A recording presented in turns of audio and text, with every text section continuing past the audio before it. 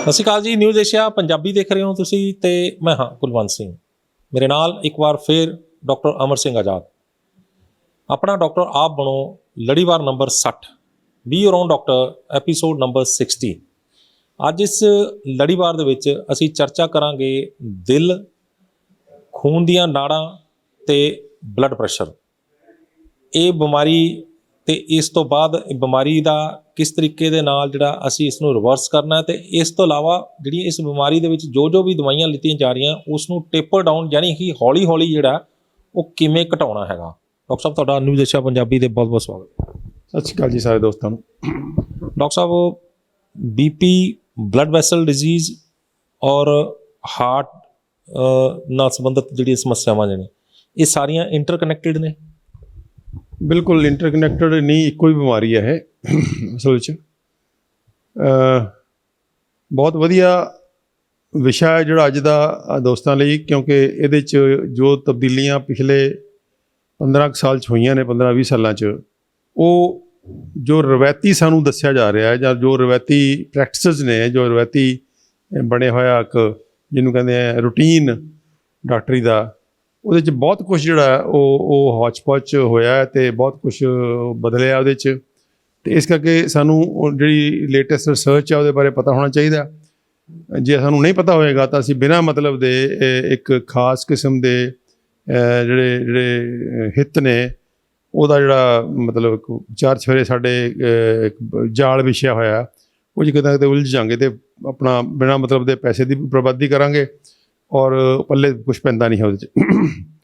ਸੋ ਇਹ ਜਿਹੜੀ ਤੁਸੀਂ ਗੱਲ ਕਰੀਏ ਕਿ ਬਿਮਾਰੀ ਇੰਟਰਲੇਟਡ ਨੇ, ਇਹ ਸਿਰਫ ਇੰਟਰਲੇਟਡ ਨਹੀਂ ਹੈ, ਇਹ ਇੱਕੋ ਹੀ ਬਿਮਾਰੀ ਹੈ ਜਿਹਨੂੰ ਆਪਾਂ ਕਹਿ ਸਕਦੇ ਹਾਂ blood vessel disease. Blood vessel disease ਜਿਹੜੀ ਹੈ ਕਿਸੇ ਜ਼ਮਾਨੇ 'ਚ ਇਹ ਕਿਹਾ ਜਾ ਰਿਹਾ ਸੀਗਾ ਕਿ ਕੋਲੈਸਟਰੋਲ ਕਰਕੇ ਹੁੰਦੀ ਹੈ ਜੀ, ਕੋਲੈਸਟਰੋਲ ਨਾਲ ਜੋੜਤੀ ਗਈ ਕਿ ਕੋਲੈਸਟਰੋਲ ਜ਼ਿਆਦਾ ਹੁੰਦਾ ਅਤੇ ਕੋਲੈਸਟਰੋਲ ਜੰਮ ਜਾਂਦਾ ਅਤੇ ਫਿਰ ਉਹਦੇ ਕਰਕੇ ਸਾਰਾ BP ਵੱਧ ਜਾਂਦਾ ਹੈ ਅਤੇ ਉਹਦੇ ਨਾਲ ਹਾਰਟ ਵੀ ਹੋ ਜਾਂਦਾ ਅਤੇ ਇਹ ਜੀ ਉਹ ਜੀ, ਉਹ ਬੜਾ ਲੰਬਾ ਚੌੜਾ ਜੁਗਾੜ ਹੋਇਆ। ਤਾਂ ਉਹ ਜਿਹੜਾ ਇੱਕ ਰਿਸਰਚ ਦੇ ਉੱਪਰ ਬੇਸ ਸੀ ਜ਼ਿਆਦਾ, ਇਹ ਆਂਸਲ ਕੀਜ਼ ਨਾਂ ਦਾ ਕੋਈ ਵਿਗਿਆਨੀ ਸੀਗਾ ਜਿਹੜਾ ਅਮਰੀਕਾ ਦਾ, ਉਹਦੀ ਰਿਸਰਚ ਸੀ ਬਹੁਤੀ ਹੈ ਜਿਹੜੀ ਕਿ ਕੋਈ 22 ਮੁਲਕਾਂ ਦੀ ਰਿਸਰਚ ਸੀਗੀ। ਉਹਨੇ 22 ਮੁਲਕਾਂ 'ਚੋਂ ਬੜੀ ਬੇਈਮਾਨੀ ਕਰਕੇ ਅਤੇ ਉਹਦੇ 'ਚ ਜਿਹੜੇ ਸੀਗੇ 7 ਮੁਲਕ ਜਿਹੜੇ ਉਹਨੂੰ ਸੂਟ ਕਰਦੇ ਸੀਗੇ ਉਹ ਲੈ ਲਏ ਅਤੇ ਜਿਹੜੇ ਉਹਨੂੰ ਨਹੀਂ ਸੂਟ ਕਰਦੇ ਸੀ ਉਹਨੇ ਛੱਡ ਤੇ। ਰਿਸਰਚ ਸੀਗੀ 22 ਮੁਲਕਾਂ ਦੀ ਅਤੇ ਉਹਨੇ 7 ਮੁਲਕਾਂ ਦੇ ਜਿਹੜੇ ਸਿੱਟੇ ਸੀਗੇ ਉਹਨਾਂ ਨੂੰ 22 ਮੁਲਕਾਂ ਦੇ ਸ਼ੋਅ ਕਰਕੇ ਅਤੇ ਇੱਕ ਖਾਸ ਕਿਸਮ ਦੇ ਸਿੱਟੇ ਕੱਢਤੇ ਕਿ ਜੀ ਜਿੱਥੇ ਕੋਲੈਸਟਰੋਲ ਹੁੰਦੀ ਹੈ ਦੁਨੀਆ 'ਚ ਜ਼ਿਆਦਾ, ਉੱਥੇ ਹੀ ਹਾਰਟ ਅਟੈਕ ਹੁੰਦਾ ਜ਼ਿਆਦਾ, ਅਤੇ ਜਿੱਥੇ ਕੋਲੈਸਟਰੋਲ ਘੱਟ ਹੁੰਦੀ ਉੱਥੇ ਘੱਟ ਹੁੰਦਾ। 40-45 ਸਾਲ ਐਸਾ ਉਸ ਸਾਰੀ ਰਿਸਰਚ ਦਾ ਜਿਹੜਾ ਰਿਹਾ ਸਾਡੇ 'ਤੇ ਦਬਦਬਾ, ਅਤੇ ਉਹਦੇ 'ਚ ਲੋਕਾਂ ਨੇ ਘਿਓ ਖਾਣਾ ਬੰਦ ਕਰਤਾ, ਤੇਲ ਖਾਣੇ ਬੰਦ ਕਰਤੇ, ਸਾਰਾ ਕੁਛ ਕੋਲੈਸਟਰੋਲ ਨਾਲ ਜੋੜਤਾ ਅਸੀਂ। ਅਤੇ ਜਿਵੇਂ ਕੋਈ ਕੋਲੈਸਟਰੋਲ ਸਾਡੀ ਦੁਸ਼ਮਣ ਹੁੰਦੀ ਹੈ, ਇੱਦਾਂ ਦਾ ਵਰਤਾਰਾ ਜਿਹੜਾ ਰਿਹਾ। ਬਾਅਦ 'ਚ ਆ ਕੇ ਜਦੋਂ ਗੱਲ ਸਾਰੀ ਐਕਸਪੋਜ਼ ਹੋਈ ਤਾਂ ਉਹ ਪਤਾ ਲੱਗਿਆ ਕਿ ਵੀ ਇੱਦਾਂ ਦਾ ਮਸਲਾ ਹੈ ਨਹੀਂ ਗਾ, ਕਿ ਉਸ ਬੰਦੇ ਨੇ ਬੇਈਮਾਨੀ ਕੀਤੀ ਅਤੇ ਜਿਹੜੀ ਕੋਲੈਸਟਰੋਲ ਨਾਲ ਜੁੜਨ ਵਾਲੀ ਕੋਈ ਗੱਲ ਹੈ ਨਹੀਂ ਸੀ, ਕਿਉਂਕਿ ਜਿਹੜੇ ਬਾਕੀ ਮੁਲਕਾਂ ਦੇ ਸਿੱਟੇ ਸੀਗੇ ਉਹ ਜੋ 7 ਕੁ ਮੁਲਕ ਜਿਹੜੇ ਸੀਗੇ ਜੇ ਇਹਨੂੰ ਸੂਟ ਕਰਦੇ ਸੀਗੇ, 7 ਇਹਦੇ ਖਿਲਾਫ ਜਾਂਦੇ ਸੀਗੇ ਅਤੇ ਬਾਕੀ 7 'ਚ ਕੋਈ ਪੈਟਰਨ ਹੀ ਨਹੀਂ ਸੀਗਾ। ਉਹ ਜਿਹੜਾ ਸਾਰਾ ਉਹ ਗੱਲ ਗਲਤ ਸਿੱਧ ਹੋ ਗਈ ਕਿ ਜਿਹੜੀ ਬੇਈਮਾਨੀ ਹੋਈ ਹੈ ਅਤੇ ਜਿਹੜਾ ਕੋਲੈਸਟਰੋਲ ਵਾਲਾ ਮੁੱਦਾ ਇੱਦਾਂ ਨਹੀਂ ਹੈਗਾ। ਅਤੇ ਹੁਣ ਤੁਸੀਂ ਹੈਰਾਨ ਹੋਵੋਗੇ ਕਿ ਉਹੀ FDA, ਉਹੀ ਸਾਰੇ ਜਿਹੜੇ ਸਾਰੀਆਂ ਸੰਸਥਾਵਾਂ ਸੀਗੀਆਂ ਹਾਰਟ ਵਾਲੀਆਂ ਜਿਹੜੀਆਂ ਕਹਿੰਦੀਆਂ ਸੀ ਕੋਲੈਸਟਰੋਲ ਨਹੀਂ ਖਾਣੀ ਚਾਹੀਦੀ ਅਤੇ ਕੋਲੈਸਟਰੋਲ ਤੁਹਾਡੀ ਦੁਸ਼ਮਣ ਨੰਬਰ 1 ਹੈ, ਉਹੀ ਹੁਣ ਕਹਿਣ ਲੱਗ ਗਏ ਕਿ ਤੁਸੀਂ ਕੋਲੈਸਟਰੋਲ ਵਾਲੇ ਫੂਡ ਖਾਓ। ਕੀਟੋ ਡਾਈਟ ਆ ਗਈ ਅਤੇ ਉਹ ਤੁਸੀਂ ਬਿਮਾਰੀਆਂ ਕਿਉਰ ਕਰਨੀਆਂ ਅਤੇ ਕੀਟੋ ਡਾਈਟ ਕਰੋ। ਕੀਟੋ ਡਾਈਟ ਅਤੇ ਕੋਲੈਸਟਰੋਲ ਬੇਸਡ ਡਾਈਟ ਹੈ ਸਾਰੀ। ਅਤੇ ਕਿਉਂਕਿ ਕੋਲੈਸਟਰੋਲ ਜਿਹੜੀ ਬੜਾ ਇੰਪੋਰਟੈਂਟ ਕੰਪੋਨੈਂਟ ਹੈ ਸਾਡੀ ਬਾਡੀ ਦਾ, ਬਹੁਤ ਇੰਪੋਰਟੈਂਟ ਰਿਕੁਆਇਰਮੈਂਟ ਹੈ, ਕਿਉਂਕਿ ਜੇ ਤੁਸੀਂ ਵੈਸੇ ਤਾਂ ਕੋਲੈਸਟਰੋਲ ਬਾਡੀ ਆਪਣੇ ਹਿਸਾਬ ਨਾਲ ਬਣਾ ਲੈਂਦੀ ਹੈ, ਲਿਵਰ ਕੋਲ ਪਾਵਰ ਹੈ ਕਿ ਉਹ ਆਪਣੀ ਲੋੜ ਦੇ ਅਨੁਸਾਰ ਕੋਲੈਸਟਰੋਲ ਬਣਾ ਲੈਂਦਾ, ਪਰ ਉਹਦਾ ਇੱਕ ਰਾ ਮਟੀਰੀਅਲ ਤਾਂ ਤੁਹਾਡੇ ਕੋਲ ਹੋਣਾ ਚਾਹੀਦਾ ਨਾ। ਐਸੈਂਸ਼ੀਅਲ ਫੈਟੀ ਐਸਿਡਸ ਨੇ, ਐਸੈਂਸ਼ੀਅਲ ਫੈਟੀ ਐਸਿਡ ਤੁਹਾਨੂੰ ਲੈਣੇ ਪੈਣਗੇ ਡਾਈਟ 'ਚੋਂ ਤਾਂ ਤੁਸੀਂ ਲਓਗੇ, ਅਤੇ ਜੇ ਤੁਸੀਂ ਐਸੈਂਸ਼ੀਅਲ ਕੋਈ ਆਇਲ ਹੀ ਨਹੀਂ ਖਾ ਰਹੇ ਤਾਂ ਉਹ ਐਸੈਂਸ਼ੀਅਲ ਫੈਟੀ ਐਸਿਡ ਕਿੱਥੋਂ ਆਉਣਗੇ? ਅਤੇ ਇਸ ਕਰਕੇ ਜਿਹੜਾ ਉਹ ਆਇਲਸ ਖਾਣ ਦਾ ਵਰਤਾਰਾ ਸੀਗਾ ਉਹਦੇ ਬਾਰੇ ਸਾਰੀ ਰਿਸਰਚ ਜਿਹੜੀ ਸੀਗੀ ਉਹ ਸਿਰ ਠਾਂ ਹੋ ਗਿਆ, ਲੱਤਾਂ ਤਾਂ ਹੋ ਗਈਆਂ ਉਹਦੀਆਂ। ਇੱਕ ਤਾਂ ਇਹ ਫੈਕਟ ਨੋਟ ਕਰਨ ਵਾਲਾ ਕਿ ਆਇਲ ਸਾਡੇ ਦੁਸ਼ਮਣ ਨਹੀਂ ਹੈ। ਆਇਲ ਜਿਹੜੇ ਨੇ ਉਹ ਜੇ ਸਿਆਣਪ ਨਾਲ ਖਾਏ ਜਾਣ ਤਾਂ ਬੈਡ ਆਇਲਸ ਤੇ ਨਹੀਂ ਖਾਣੇ ਚਾਹੀਦੇ, ਲੇਕਿਨ ਗੁੱਡ ਆਇਲਸ ਖਾਣੇ ਚਾਹੀਦੇ ਆ।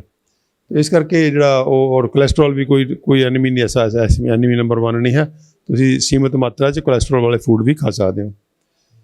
ਇੱਕ ਤਾਂ ਇਹ ਹੋ ਗਿਆ। ਦੂਜੀ ਗੱਲ ਇਹ ਸੀਗੀ ਕਿ ਜਿਹੜਾ ਮਸਲਾ ਆਇਆ ਕਿ ਇਹਦਾ ਅਸਲ ਕਾਰਨ ਕੀ ਹੈ। ਉਹ ਕਹਿੰਦੇ ਬਾਅਦ 'ਚ ਗੱਲ ਨਿਕਲ ਕੇ ਸਾਹਮਣੇ ਹੈ ਕਿ ਅਸਲ ਕਾਰਨ ਜਿਹੜਾ ਇਹਦਾ ਬਲੱਡ ਪ੍ਰੈਸ਼ਰ ਵਧਣ ਦਾ ਜਾਂ ਜਿਹੜੀਆਂ ਖੂਨ ਦੀਆਂ ਨਾੜਾਂ ਦੇ ਅੰਦਰ ਜੰਮਦਾ ਹੈ, ਜਮਾਓ ਹੁੰਦਾ ਅਤੇ ਉਹ ਖੂਨ ਦੀਆਂ ਨਾੜਾਂ ਬਲੋਕ ਹੋ ਕੇ ਪਤਲੀਆਂ ਹੋ ਜਾਂਦੀਆਂ ਨੇ। ਉਹਦੀ ਜਿਹੜੀ ਉਹਦੇ ਅੰਦਰ ਜਿਹੜਾ ਖੂਨ ਵਗਦਾ ਹੈ, ਜਿਵੇਂ ਇੱਕ ਪਾਈਪ ਭੀੜੀ ਹੋ ਜਾਂਦੀ ਹੈ ਅੰਦਰ ਕੋਈ ਜੰਮ ਕੇ, ਇੱਦਾਂ ਹੀ ਉਹ ਭੀੜੀ ਹੋ ਜਾਂਦੀ ਹੈ। ਅਤੇ ਭੀੜੀ ਹੋਏਗੀ ਜਦੋਂ ਖੂਨ ਪਹੁੰਚਾਉਣਾ ਪਊਗਾ ਉਹਦੇ ਰਾਹੀਂ, ਤਾਂ ਫਿਰ ਪ੍ਰੈਸ਼ਰ ਜ਼ਿਆਦਾ ਬਣਾਉਣਾ ਪੈਂਦਾ। ਤਾਂ ਉਹ ਕਿਤੇ ਨਾ ਕਿਤੇ ਜਿਹੜਾ ਪ੍ਰੈਸ਼ਰ ਦਾ ਵਰਤਾਰਾ ਸੀ ਬਲੱਡ ਪ੍ਰੈਸ਼ਰ ਵਾਲਾ, ਬਲੱਡ ਪ੍ਰੈਸ਼ਰ ਕੋਈ ਬਿਮਾਰੀ ਨਹੀਂ ਹੈ, ਆਪਣੇ ਆਪ 'ਚ ਕੋਈ ਬਿਮਾਰੀ ਨਹੀਂ ਹੈ। ਬਲੱਡ ਪ੍ਰੈਸ਼ਰ ਸਰੀਰ ਵਧਾਉਂਦਾ ਹੈ ਕਿਸੇ ਮਕਸਦ ਲਈ। ਜਦੋਂ ਸਰੀਰ ਨੂੰ ਲੱਗਦਾ ਹੈ ਕਿ ਨਾਰਮਲ ਬਲੱਡ ਪ੍ਰੈਸ਼ਰ 'ਤੇ ਹਰ ਅੰਗ ਨੂੰ ਖੂਨ ਨਹੀਂ ਪਹੁੰਚ ਰਿਹਾ, ਉਦੋਂ ਉਹ ਸਰੀਰ ਬਲੱਡ ਪ੍ਰੈਸ਼ਰ ਨੂੰ ਵਧਾਉਂਦਾ ਹੈ। ਉਹਨੂੰ ਵਧਣ ਦਾ ਕਾਰਨ ਕੀ ਹੈ? ਅਸਲ 'ਚ ਜਿਹੜੀਆਂ ਉਹ ਨਾੜਾਂ, ਖੂਨ ਦੀਆਂ ਨਾੜਾਂ ਨੇ ਜਿਹੜੀਆਂ ਕਿ ਜਿਹੜਾ ਪਿਓਰ ਬਲੱਡ ਹੈ ਉਹ ਹਾਰਟ ਤੋਂ ਲੈ ਕੇ ਇਕੱਲੇ ਸੈੱਲ ਤੱਕ ਜਾ ਰਹੀਆਂ ਨੇ, ਆਰਟਰੀਜ਼ ਕਹਿੰਦੇ ਜਿਹਨੂੰ ਆਪਾਂ। ਤਾਂ ਆਰਟਰੀਜ਼ ਦੇ ਅੰਦਰ ਜਿਹੜਾ ਉਹ ਜੰਮ ਜਾਂਦਾ ਹੈ ਉਹ ਕਿਤੇ ਨਾ ਕਿਤੇ। ਅਤੇ ਜੰਮਣ ਦਾ ਕਾਰਨ ਜਿਹੜਾ ਬਾਅਦ ਸਾਹਮਣੇ ਆਇਆ ਕਿ ਜੰਮਣ ਦਾ ਕਾਰਨ ਇਨਫਲੇਮੇਸ਼ਨ ਹੈ ਐਕਚੁਅਲੀ, ਕਿ ਉਹਦੇ ਅੰਦਰ ਕੋਈ ਨਾ ਕੋਈ ਚੀਜ਼ ਸੋਜਾ ਕਰਦੀ ਹੈ। ਉਹਦੇ 'ਚ ਉਹਨੂੰ ਕੋਈ ਨਾ ਕੋਈ ਚੀਜ਼, ਜਿਵੇਂ ਆਪਾਂ ਤੁਰੇ ਜਾਂਦੇ ਰਗੜ ਲੱਗ ਜੇ, ਆਪਾਂ ਨੂੰ ਰਗੜ ਲੱਗ ਜੇ ਤਾਂ ਲਾਲ ਹੋ ਜਾਂਦਾ, ਉਹਨੂੰ ਆਪਾਂ ਇਨਫਲੇਮੇਸ਼ਨ ਕਹਿੰਦੇ ਹਾਂ। ਯਾਨੀ ਕਿ ਉਹਦੇ ਅੰਦਰ ਕੋਈ ਨਾ ਕੋਈ ਚੀਜ਼ ਉਹਨੂੰ ਛੇੜ ਰਹੀ ਹੈ, ਕੋਈ ਨਾ ਕੋਈ ਚੀਜ਼ ਉਹਦੇ ਅੰਦਰ ਰਗੜ ਲਾ ਰਹੀ ਹੈ, ਜਾਂ ਕੋਈ ਨਾ ਕੋਈ ਚੀਜ਼ ਉਹਨੂੰ ਕੈਮੀਕਲੀ ਡੈਮੇਜ ਕਰ ਰਹੀ ਹੈ। ਉਸ ਡੈਮੇਜ ਨੂੰ ਰਿਪੇਅਰ ਕਰਨ ਵਾਸਤੇ ਇਨਫਲੇਮੇਸ਼ਨ ਹੁੰਦੀ ਹੈ। ਅਤੇ ਉਹ ਗੱਲ ਸਾਹਮਣੇ ਆਈ ਕਿ ਕੋਲੈਸਟਰੋਲ ਨਹੀਂ ਜ਼ਿੰਮੇਵਾਰ ਹੈ।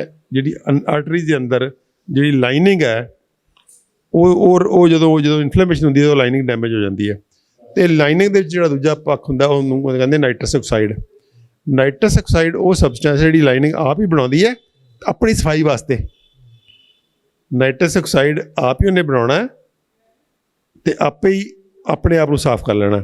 ਉਹਦੇ ਅੰਦਰ ਇੱਕ ਸੈਲਫ ਇਨਬਿਲਟ ਮੈਕੈਨਿਜ਼ਮ ਹੈ, ਯਾਨੀ ਕਿ ਜਿਹੜੀ ਖੂਨ ਦੀਆਂ ਨਾੜਾਂ ਦੇ ਅੰਦਰਲੀ ਝਿੱਲੀ ਹੁੰਦੀ ਹੈ ਉਹ ਹਮੇਸ਼ਾ ਹੀ ਜਵਾਨ ਹੁੰਦੀ ਹੈ, ਉਹ ਕਦੀ ਵੀ ਪੁਰਾਣੀ ਨਹੀਂ ਹੁੰਦੀ, ਕਿਉਂਕਿ ਉਹਦੇ ਅੰਦਰ ਕੁਦਰਤ ਨੇ ਇੱਕ ਮੈਕੈਨਿਜ਼ਮ ਪਾਇਆ ਹੋਇਆ ਕਿ ਉਹ ਆਪਣੇ ਆਪ ਨੂੰ ਆਪ ਹੀ ਕਲੀਨ ਕਰ ਸਕਦੀ ਹੈ ਅਤੇ ਉਹਦੀ ਥਾਂ 'ਤੇ ਨਵੀਂ ਆ ਜਾਂਦੀ ਥੱਲੇ।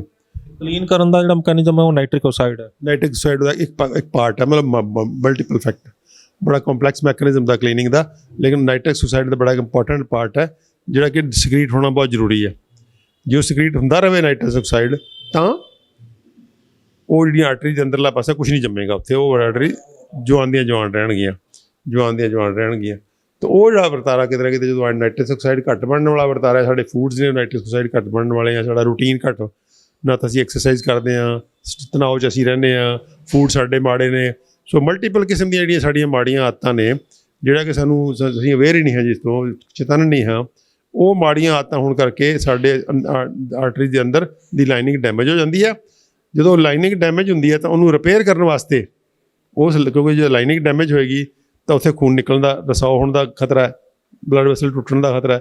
ਜਦੋਂ ਬਲੱਡ ਵੈਸਲ ਟੁੱਟੇਗੀ ਤਾਂ ਉਹਨੂੰ ਰੋਕਣ, ਟੁੱਟੇਗੀ ਤਾਂ ਬੰਦਾ ਮਰ ਜਾਏਗਾ। ਅਤੇ ਜੇ ਬੰਦਾ ਮਰਨ ਤੋਂ ਰੋਕਣ ਵਾਸਤੇ ਉਹ ਸਰੀਰ ਕੀ ਕਰਦਾ ਹੈ, ਕੁਦਰਤ ਕੀ ਕਰਦੀ ਹੈ, ਉਹਦੇ ਅੰਦਰ ਕੁਛ ਨਾ ਕੁਛ ਜਮਾ ਦਿੰਦੀ ਹੈ। ਇੱਦਾਂ ਹੀ ਹੈ ਜਿੱਦਾਂ ਮੰਨ ਲਓ ਖਾਲੇ 'ਚ ਪਾਣੀ ਲੱਗ ਰਿਹਾ ਖੇਤ ਨੂੰ, ਅਤੇ ਕਿਤੋਂ ਟੁੱਟ ਰਿਹਾ ਪਾਣੀ, ਤਾਂ ਕਿਸਾਨ ਕੀ ਕਰੇਗਾ? ਉਹਨੂੰ ਚੱਕੇਗਾ ਮਿੱਟੀ ਦਾ 2-3 ਤਾਂ ਉੱਥੇ ਸੱਟ ਰੱਖੇ ਲਾ ਦੇਗਾ। ਹਾਲਾਂਕਿ ਉਹਨੂੰ ਪਤਾ ਵੀ ਉਹ ਮਿੱਟੀ ਵਾਲਾ ਜਿਹੜਾ ਮਸਲਾ ਥੋੜ੍ਹਾ ਵੀਕ ਹੈ, ਲੇਕਿਨ ਉਹ ਕਹਿੰਦਾ ਇੱਕ ਵਾਰੀ ਤਾਂ ਡੰਗ ਟਪਾਈ ਹੋ ਜੇ। ਤਾਂ ਇੱਦਾਂ ਹੀ ਬਾਡੀ ਕਰਦੀ ਹੈ। ਬਾਡੀ ਕੀ ਕਰਦੀ, ਜਿੱਥੋਂ ਉਹ ਝਿੱਲੀ ਟੁੱਟੀ, ਉਸ ਝਿੱਲੀ 'ਤੇ ਉਹਨੂੰ ਰਿਪੇਅਰ ਕਰਨ ਵਾਸਤੇ ਉੱਥੇ ਕੁਛ ਨਾ ਕੁਛ ਜਮਾ ਦਿੰਦੀ ਹੈ। ਜੋ ਅਵੇਲੇਬਲ ਹੋਊਗਾ ਉਹੀ ਜਮਾਏਗੀ ਨਾ। ਉਹ ਖੂਨ ਦੇ ਵਿੱਚ ਕੋਲੈਸਟਰੋਲ ਹੋਊਗੀ, ਕੋਲੈਸਟਰੋਲ ਜੰਮ ਜਾਏਗੀ, ਫਾਈਬਰ ਹੋਊਗੀ, ਫਾਈਬਰਿਨ ਹੋਊਗੀ, ਫਾਈਬਰਿਨ ਜੰਮ ਜਾਏਗੀ। ਜੋ ਵੀ ਚੀਜ਼ ਉਹ ਵਰਤ ਸਕਦੀ ਹੈ ਉਸ ਕੰਮ ਲਈ, ਜੋ ਅਵੇਲੇਬਲ ਹੈ। ਜਿਵੇਂ ਮਤਲਬ ਕਿਸਾਨ ਪਾਣੀ ਲਾ ਰਿਹਾ ਅਤੇ ਜੇ ਖਾਲਾ ਟੁੱਟ ਗਿਆ, ਜੋ ਉੱਥੋਂ ਅਵੇਲੇਬਲ ਆਇਆ ਉਹਨੇ ਚੱਕ ਕੇ ਉਹਦੇ ਵਿੱਚ ਮਾਰਿਆ ਤਾਂ ਕਿ ਉਹ ਇੱਕ ਵਾਰੀ ਟੁੱਟਣਾ ਵਾ। ਅਤੇ ਇੱਦਾਂ ਹੀ ਬਾਡੀ ਕਰਦੀ ਆ। ਅਤੇ ਉਹਦੇ 'ਚ ਕੋਲੈਸਟਰੋਲ ਵੀ ਹੁੰਦੀ ਹੈ। ਤਾਂ ਕੋਲੈਸਟਰੋਲ ਦੇ ਵਿੱਚ ਦੇਖੋਗੇ ਤੁਸੀਂ ਤਾਂ ਤੁਸੀਂ ਕਹੋਗੇ ਵੀ ਕੋਲੈਸਟਰੋਲ ਕਰਕੇ ਹੈ, ਪਰ ਕੋਲੈਸਟਰੋਲ ਕਰਕੇ ਨਹੀਂ ਹੈ, ਕੋਲੈਸਟਰੋਲ ਤਾਂ ਉਹਦਾ ਰਿਜ਼ਲਟ ਹੈ। ਸੋ ਇਹ ਸਮਝਣ ਦੀ ਲੋੜ ਹੈ। ਦੂਜੀ ਗੱਲ, ਜਿਹੜਾ ਬਲੱਡ ਪ੍ਰੈਸ਼ਰ ਵੱਧਦਾ ਉਹ ਬਾਡੀ ਵਧਾਉਂਦੀ ਹੈ ਕਿਸੇ ਮਕਸਦ ਲਈ। ਇੱਦਾਂ ਨਹੀਂ ਹੈ ਕਿ ਉਹ ਬਿਨਾਂ ਮਕਸਦ ਦੇ ਵਧਾਉਂਦੀ ਹੈ, ਕਿਸੇ ਮਕਸਦ ਲਈ ਵਧਾਉਂਦੀ ਹੈ। ਮਕਸਦ ਕੀ ਹੈ? ਕਿ ਜਿਹੜੀਆਂ ਆਰਟਰੀਜ਼ ਨੈਰੋ ਹੋ ਰਹੀਆਂ ਨੇ, ਭੀੜੀਆਂ ਹੋ ਰਹੀਆਂ ਨੇ, ਉਹ ਬਲੱਡ ਪ੍ਰੈਸ਼ਰ ਨੂੰ ਸਿਰੇ ਲਿਜਾਣ 'ਚ ਕਾਮਯਾਬ ਨਹੀਂ ਹੁੰਦੀਆਂ ਨਾ ਖੂਨ ਨੂੰ, ਜੇ ਬੀਪੀ ਨਾਰਮਲ ਰਹੇ ਤਾਂ। ਬੀਪੀ ਵਧਾਉਣਾ ਪਏਗਾ ਤੁਹਾਨੂੰ, ਜਿੱਦਾਂ ਆਪਾਂ ਪਾਰਕ 'ਚ ਆਪਣੇ ਪਾਣੀ ਦੇ ਰਹੇ ਹਾਂ ਗਾਰਡਨ ਨੂੰ, ਅਤੇ ਜੇ ਦੂਰ ਸਾਡੀ ਧਾਰ ਮਾਰਨੀ ਕੀ ਕਰਦੇ ਹੋ, ਉਹਨੂੰ ਪਿੰਚ ਕਰ ਲੈਂਦੇ ਹੋ, ਪਿੰਚ ਕਰ ਲੈਂਦੇ ਹੋ। ਜਦੋਂ ਪਾਈਪ ਦਾ ਡਾਇਮੀਟਰ ਘੱਟ ਗਿਆ ਤਾਂ ਤਾਰ ਨੇੜੇ ਪੈਂਦੀ ਜਾਂ ਦੂਰ ਜਾਂਦੀ ਹੈ, ਅਤੇ ਇਹੀ ਉਹਦਾ ਪ੍ਰੈਸ਼ਰ ਵੱਧ ਗਿਆ। ਤਾਂ ਇਹ ਪ੍ਰੈਸ਼ਰ ਦਾ ਮੈਕੈਨਿਜ਼ਮ ਹੈ ਜਿਹੜਾ ਉਹ ਕਿਤੇ ਨਾ ਕਿਤੇ ਬਣਦਾ।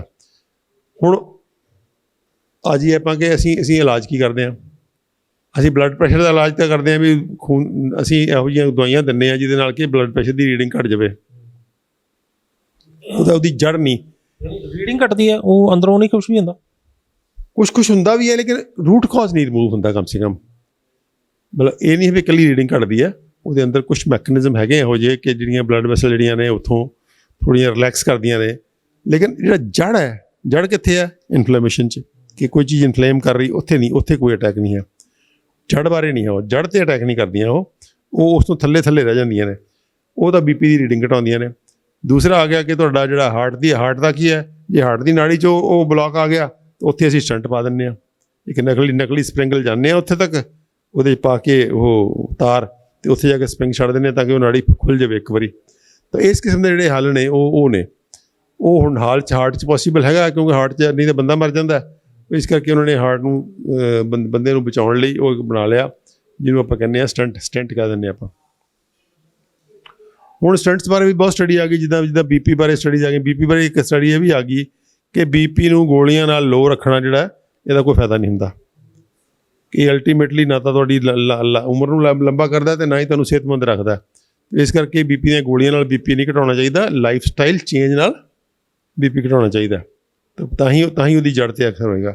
ਇੱਦਾਂ ਹੀ ਹਾਰਟ ਬਾਰੇ ਵੀ ਸਟੱਡੀਜ਼ ਆ ਗਈਆਂ ਕਿ ਜਿਹੜੇ ਹਾਰਟ ਦੇ ਸਟੰਟ ਪੈਂਦੇ ਆ, ਕੀ ਕੋਈ ਉਹਦੀ ਵੈਲਿਊ ਹੈ ਵੀ ਹੈ, ਅਤੇ ਬਹੁਤ ਸਾਰੀਆਂ ਸਟੱਡੀਜ਼ ਇੰਡੀਕੇਟ ਕਰ ਰਹੀਆਂ ਨੇ ਕਿ ਇਹ ਐਵੇਂ ਜਿੰਨਾ ਵੱਡਾ ਜੁਗਾੜ ਬਣਾਇਆ ਗਿਆ, ਐਡਾ ਕੁਛ ਨਹੀਂ ਹੈ, ਤਾਂ ਉਹਦੇ 'ਚ ਪੱਲੇ ਕੁਛ ਨਹੀਂ ਹੈ ਬਹੁਤਾ।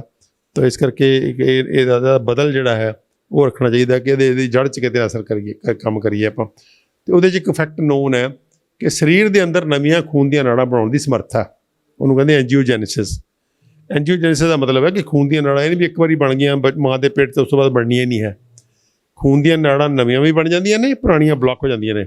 ਜਿੱਥੇ ਬਾਡੀ ਨੂੰ ਲੋੜ ਹੈ ਕਿ ਖੂਨ ਦੀ ਲੋੜ ਨਹੀਂ ਹੈ ਤਾਂ ਉੱਥੋਂ ਬਾਡੀ ਬਲੌਕ ਕਰ ਦਿੰਦੀ ਨਾੜਾਂ ਆਪਣੇ ਆਪ ਹੀ, ਅਤੇ ਜਿੱਥੇ ਲੋੜ ਹੈ ਉੱਥੇ ਨਵੀਆਂ ਕ੍ਰੀਏਟ ਕਰ ਲੈਂਦੀ ਹੈ। ਤਾਂ ਬਾਡੀ ਆਪਣਾ ਬਾਈਪਾਸ ਆਪ ਵੀ ਬਣਾ ਸਕਦੀ ਹੈ, ਬਾਡੀ ਕੋਲ ਸਮਰੱਥਾ ਹੈ ਕਿ ਆਪਣਾ ਬਾਈਪਾਸ ਆਪ ਬਣਾ ਲਵੇ। ਅਤੇ ਇਸ ਕਰਕੇ ਤੁਸੀਂ ਦੇਖਿਆ ਹੋਣਾ ਬਹੁਤ ਸਾਰੀ ਐਂਜੀਓਗ੍ਰਾਫੀ ਦੀਆਂ ਰਿਪੋਰਟਾਂ ਕਿ blood vessel 90% block, 100% block, 90% block, ਤਿੰਨੇ ਮੈਂ ਦੇਖੀਆਂ ਨੇ। ਮੈਂ ਇਹੋ ਜਿਹੇ ਮਰੀਜ਼ ਦੇਖੇ ਆ, ਤਿੰਨੋਂ ਬਲੱਡ ਵੈਸਲ 90 ਤੋਂ ਲੈ ਕੇ 100% ਬਲੌਕ, ਅਤੇ ਬੰਦਾ ਚੰਗਾ ਭਲਾ ਤੁਰਿਆ ਫਿਰ ਰਿਹਾ। ਇਹਦਾ ਮਤਲਬ ਕੀ ਹੋਇਆ? ਇਹਦਾ ਮਤਲਬ ਹੈ ਕੁਦਰਤ ਨੇ ਆਪਣਾ ਬਾਈਪਾਸ ਬਣਾ ਲਿਆ ਹੋਇਆ, ਉਹ ਬਾਈਪਾਸ ਦੇ ਸਿਰ 'ਤੇ ਬੰਦਾ ਜਿਉਂਦਾ ਫਿਰ ਰਿਹਾ, ਨਾ ਕਿ 90% ਬਲੌਕ ਨਾਲ ਚੱਲ ਫਿਰ ਰਿਹਾ। ਇਸ ਕਰਕੇ ਕੁਦਰਤ ਦਾ ਆਪਣਾ ਇੱਕ ਸਿਸਟਮ ਹੈ ਅੰਦਰ। ਉਹ ਕੁਦਰਤ ਜਿਹੜੀ ਹੁੰਦੀ ਹੈ ਉਹ ਜੀਵ ਨੂੰ ਬਚਾਉਣ ਲਈ ਹਰ ਪੋਸੀਬਲ ਕੰਮ ਕਰਦੀ ਹੈ। ਉਸ ਪੋਸੀਬਲ ਕੰਮ ਦੇ ਵਿੱਚ ਉਹ ਬਲੌਕ ਖੋਲ੍ਹ ਵੀ ਲੈਂਦੀ ਹੈ, ਬਲੌਕ ਖੋਲ੍ਹਣ ਦੀ ਵੀ ਸਮਰੱਥਾ ਉਹਦੇ ਕੋਲ, ਬਾਈਪਾਸ ਵੀ ਬਣਾਉਣ ਦੀ ਸਮਰੱਥਾ ਹੈ। ਉਹ ਬਣਦੇ ਕਿਉਂ ਨੇ, ਬਲੌਕ ਕਿਉਂ ਬਣਦੇ ਅਤੇ ਬਾਈਪਾਸ ਕਿਉਂ ਨਹੀਂ ਬਣਦਾ? ਉਹ ਸਾਡੀਆਂ ਬੇਵਕੂਫੀਆਂ ਕਰਕੇ, ਕਿ ਸਾਡਾ ਜਿਹੜਾ ਤਰੀਕਾ ਹੈ ਉਹ ਬਣਾਉਣ ਦਾ, ਉਹ ਐਂਟੀ ਨੇਚਰ ਹੋਣ ਕਰਕੇ ਸਾਡਾ ਖਾਣਾ ਪੀਣਾ, ਰਹਿਣਾ ਸਹਿਣਾ, ਸਾਡੇ ਜਿਹੜਾ ਰੂਟੀਨ ਹੈ ਲਾਈਫ ਦਾ, ਅਸੀਂ ਸਾਰਾ ਭੁੱਲ ਭੁਲਾ ਕੇ, ਅਤੇ ਅਸੀਂ ਪਿਆਰ ਦੀ ਬਜਾਏ ਨਫ਼ਰਤ 'ਚ ਪੈ ਗਏ, ਸਖਤ ਕੰਮ ਕਰਨ ਦੀ ਬਜਾਏ ਜਿਹੜਾ ਹੈ ਵਿਹਲੜਪੁਣੇ 'ਚ ਪੈ ਗਏ, ਚੰਗਾ ਹੈਲਦੀ ਫੂਡ ਖਾਣ ਦੀ ਬਜਾਏ ਅਸੀਂ ਤਾਂ ਹੁਣ ਜੰਗਲ 'ਚ, ਬੰਦਾ ਤਾਂ ਜੰਗਲ 'ਚ ਰਿਹਾ ਹੈ ਲੱਖਾਂ ਸਾਲਾਂ ਤੱਕ, ਅਤੇ ਜੰਗਲ 'ਚ ਕੀ ਖਾਂਦਾ ਸੀ?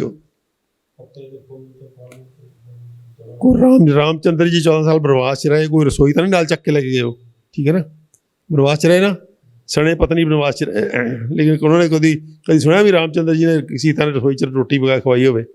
ਕੀ ਖਾਂਦੇ ਸੀ ਉਹ? ਕੰਦਮੂਲ ਖਾਂਦੇ ਸੀਗੇ, ਅਤੇ ਕੰਦਮੂਲ ਦੇ ਸਿਰ 'ਤੇ ਜਿਉਂਦੇ ਸੀਗੇ।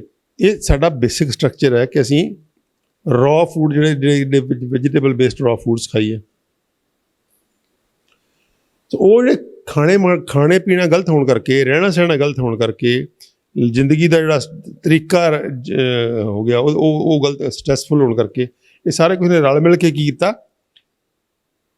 ਆਰਟਰੀ ਦੇ ਅੰਦਰ ਇਨਫਲੇਮੇਸ਼ਨ ਕੀਤੀ, ਆਰਟਰੀ ਦੀ ਇਨਫਲੇਮੇਸ਼ਨ ਨੇ ਆਰਟਰੀ ਦੀ ਨੈਰੋ ਕੀਤੀਆਂ, ਕੁਛ ਹਾਰਮੋਨਲ ਚੇਂਜਸ ਆਈਆਂ, ਸਟਰੈਸ ਹਾਰਮੋਨ ਵੱਧ ਗਏ, ਕਰੋਨਿਕ ਸਟਰੈਸ ਇਹਦੇ 'ਚ ਬਹੁਤ ਰੋਲ ਪਲੇ ਕਰਦਾ। ਹੁਣ ਜਿਹੜਾ ਸਟ੍ਰੈਸ ਹੈ, ਜਿਹੜਾ ਕੁਦਰਤ ਨੇ ਬਣਾਇਆ ਹੋਇਆ ਸਿਸਟਮ ਸਟ੍ਰੈਸ ਦਾ, ਉਹ ਹੈਗਾ ਕਿ ਕਦੇ ਕਦੇ ਹੋਣਾ ਚਾਹੀਦਾ ਇਹ। ਤੁਸੀਂ ਦੇਖੋ ਕਿੱਡੀ ਕਮਾਲ ਦੀ ਗੱਲ ਹੈ, ਅੱਜ ਦਾ ਮਨੁੱਖ ਕਹਿੰਦਾ ਵੀ ਮੈਨੂੰ ਜੀ ਬੜਾ ਤਣਾਅ, ਅੱਜ ਦੀ ਜ਼ਿੰਦਗੀ ਬੜਾ ਤਣਾਅ ਹੈ। ਕਹਿੰਦੇ ਨਾ ਆਪਾਂ ਯਾਰ ਮਾਡਰਨ ਲਾਈਫ ਬੜੀ ਤਣਾਅਪੂਰਨ ਹੈ।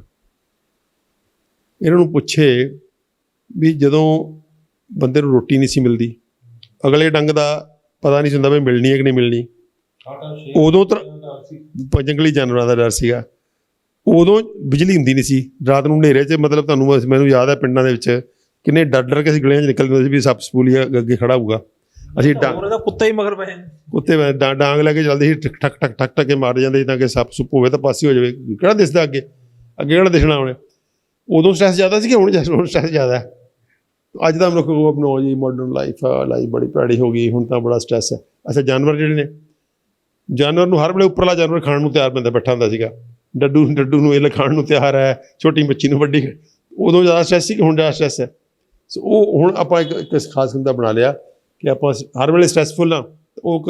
ਉਸ ਜਿਹੜਾ ਫਾਈਟ ਐਂਡ ਫਲਾਈਟ ਜਿਹੜਾ ਅਕਿਊਟ ਸੀਗਾ ਮੈਕੈਨਿਜ਼ਮ ਦਿੱਤਾ ਬਾਡੀ ਨੇ, ਜਿਹੜਾ ਸਟੀਰੋਇਡ ਵਾਲਾ ਅਤੇ ਐਡਰੇਨਲਿਨ ਅਤੇ ਨਾਨ ਐਡਰੇਨਲਿਨ ਵਾਲਾ ਸਟ੍ਰੈਸ ਹਾਰਮੋਨ ਵਾਲਾ, ਉਹ ਅਸੀਂ ਪਰਮਾਨੈਂਟਲੀ ਸਾਡੇ ਗਲ ਪੈ ਗਿਆ ਕਿ ਅਸੀਂ ਹੁਣ ਹਰ ਵੇਲੇ ਬਾਡੀ ਸਕ੍ਰੀਟ ਕਰਦੀ ਹੁੰਦੀ। ਸੁੱਤੇ ਪਏ ਵੀ ਸਾਨੂੰ ਸੁੱਤੇ ਵੀ ਸੁਪਨੇ ਇਹੋ ਜਿਹੇ ਆਉਂਦੇ ਆ ਕਿ ਸਾਡੇ ਸੁੱਤੇ ਪਏ ਵੀ ਬੜਿਆ ਕੇ ਉੱਠਦੇ ਹਾਂ, ਸੁੱਤੇ ਪਏ ਵੀ ਸਾਨੂੰ ਲੱਗੂ ਵੀ ਸਾਡੀ ਛਾਤੀ ਭਾਰੀ ਹੋ ਗਈ, ਪਤਾ ਨਹੀਂ ਭੱਜ ਰਹੇ ਹਾਂ, ਦੌੜ ਰਹੇ ਹਾਂ, ਗਿਰ ਰਹੇ ਹਾਂ, ਕੁਝ ਨਾ ਕੁਝ ਇਹੋ ਜਿਹੇ ਸੁਪਨੇ ਆਉਣਗੇ, ਕਿਉਂਕਿ ਸਾਰਾ ਕੁਝ ਅਸੀਂ ਸਾਰਾ ਦਿਨ ਦੇਖਦੇ ਹਾਂ, ਉਹੋ ਜਿਹਾ ਟੈਲੀਵਿਜ਼ਨ ਦੇਖਦੇ ਹਾਂ, ਉਹੋ ਜਿਹਾ ਸੋਸ਼ਲ ਮੀਡੀਆ ਦੇਖਦੇ ਹਾਂ, ਉਹੋ ਜਿਹੀ ਮਾਰਾਮਾਰੀ ਹੈ, ਉਹੋ ਜਿਹੇ ਸੁਪਨੇ ਆਉਣਗੇ। ਅਤੇ ਸਾਰੇ ਕਿਸੇ ਨਾਲ ਮਿਲ ਕੇ ਇੱਕ ਖਾਸ ਕਿਸਮ ਦਾ ਸਾਡੇ ਅੰਦਰ ਮੈਲਿਊ, ਸਾਡੇ ਅੰਦਰ ਇੱਕ ਇਨਵਾਇਰਮੈਂਟ ਕ੍ਰੀਏਟ ਕਰਤਾ, ਜਿਹਦੇ 'ਚੋਂ ਕੀ ਨਿਕਲਿਆ, ਹਾਈ ਬਲੱਡ ਪ੍ਰੈਸ਼ਰ ਅਤੇ ਖੂਨ ਦੀਆਂ ਨਾੜਾਂ ਦਾ ਪਤਲਾ ਹੋਣਾ, ਅਤੇ ਹਾਰਟ ਦੀਆਂ ਨਾੜਾਂ ਬਲੋਕ ਹੋਣੀਆਂ, ਅਤੇ ਬ੍ਰੇਨ ਦੀਆਂ ਨਾੜਾਂ ਬਲੋਕ ਹੋਣੀਆਂ। ਅਤੇ ਇਹ ਇਕੱਠਾ ਜਿਹਾ ਕੰਮ ਹੀ ਹੈ, ਕਿਉਂਕਿ ਹਾਰਟ ਅਤੇ ਬ੍ਰੇਨ ਦੋ ਇਹੋ ਜਿਹੇ ਅੰਗ ਨੇ ਜਿਹੜੇ ਖੂਨ ਦੀਆਂ ਨਾੜਾਂ ਦੀ ਬਲੋਕੇਜ ਨੂੰ ਬਰਦਾਸ਼ਤ ਨਹੀਂ ਕਰ ਸਕਦੇ, ਅਤੇ ਇਹਨਾਂ ਦਾ ਹਿੱਸਾ ਮਰ ਜਾਂਦਾ।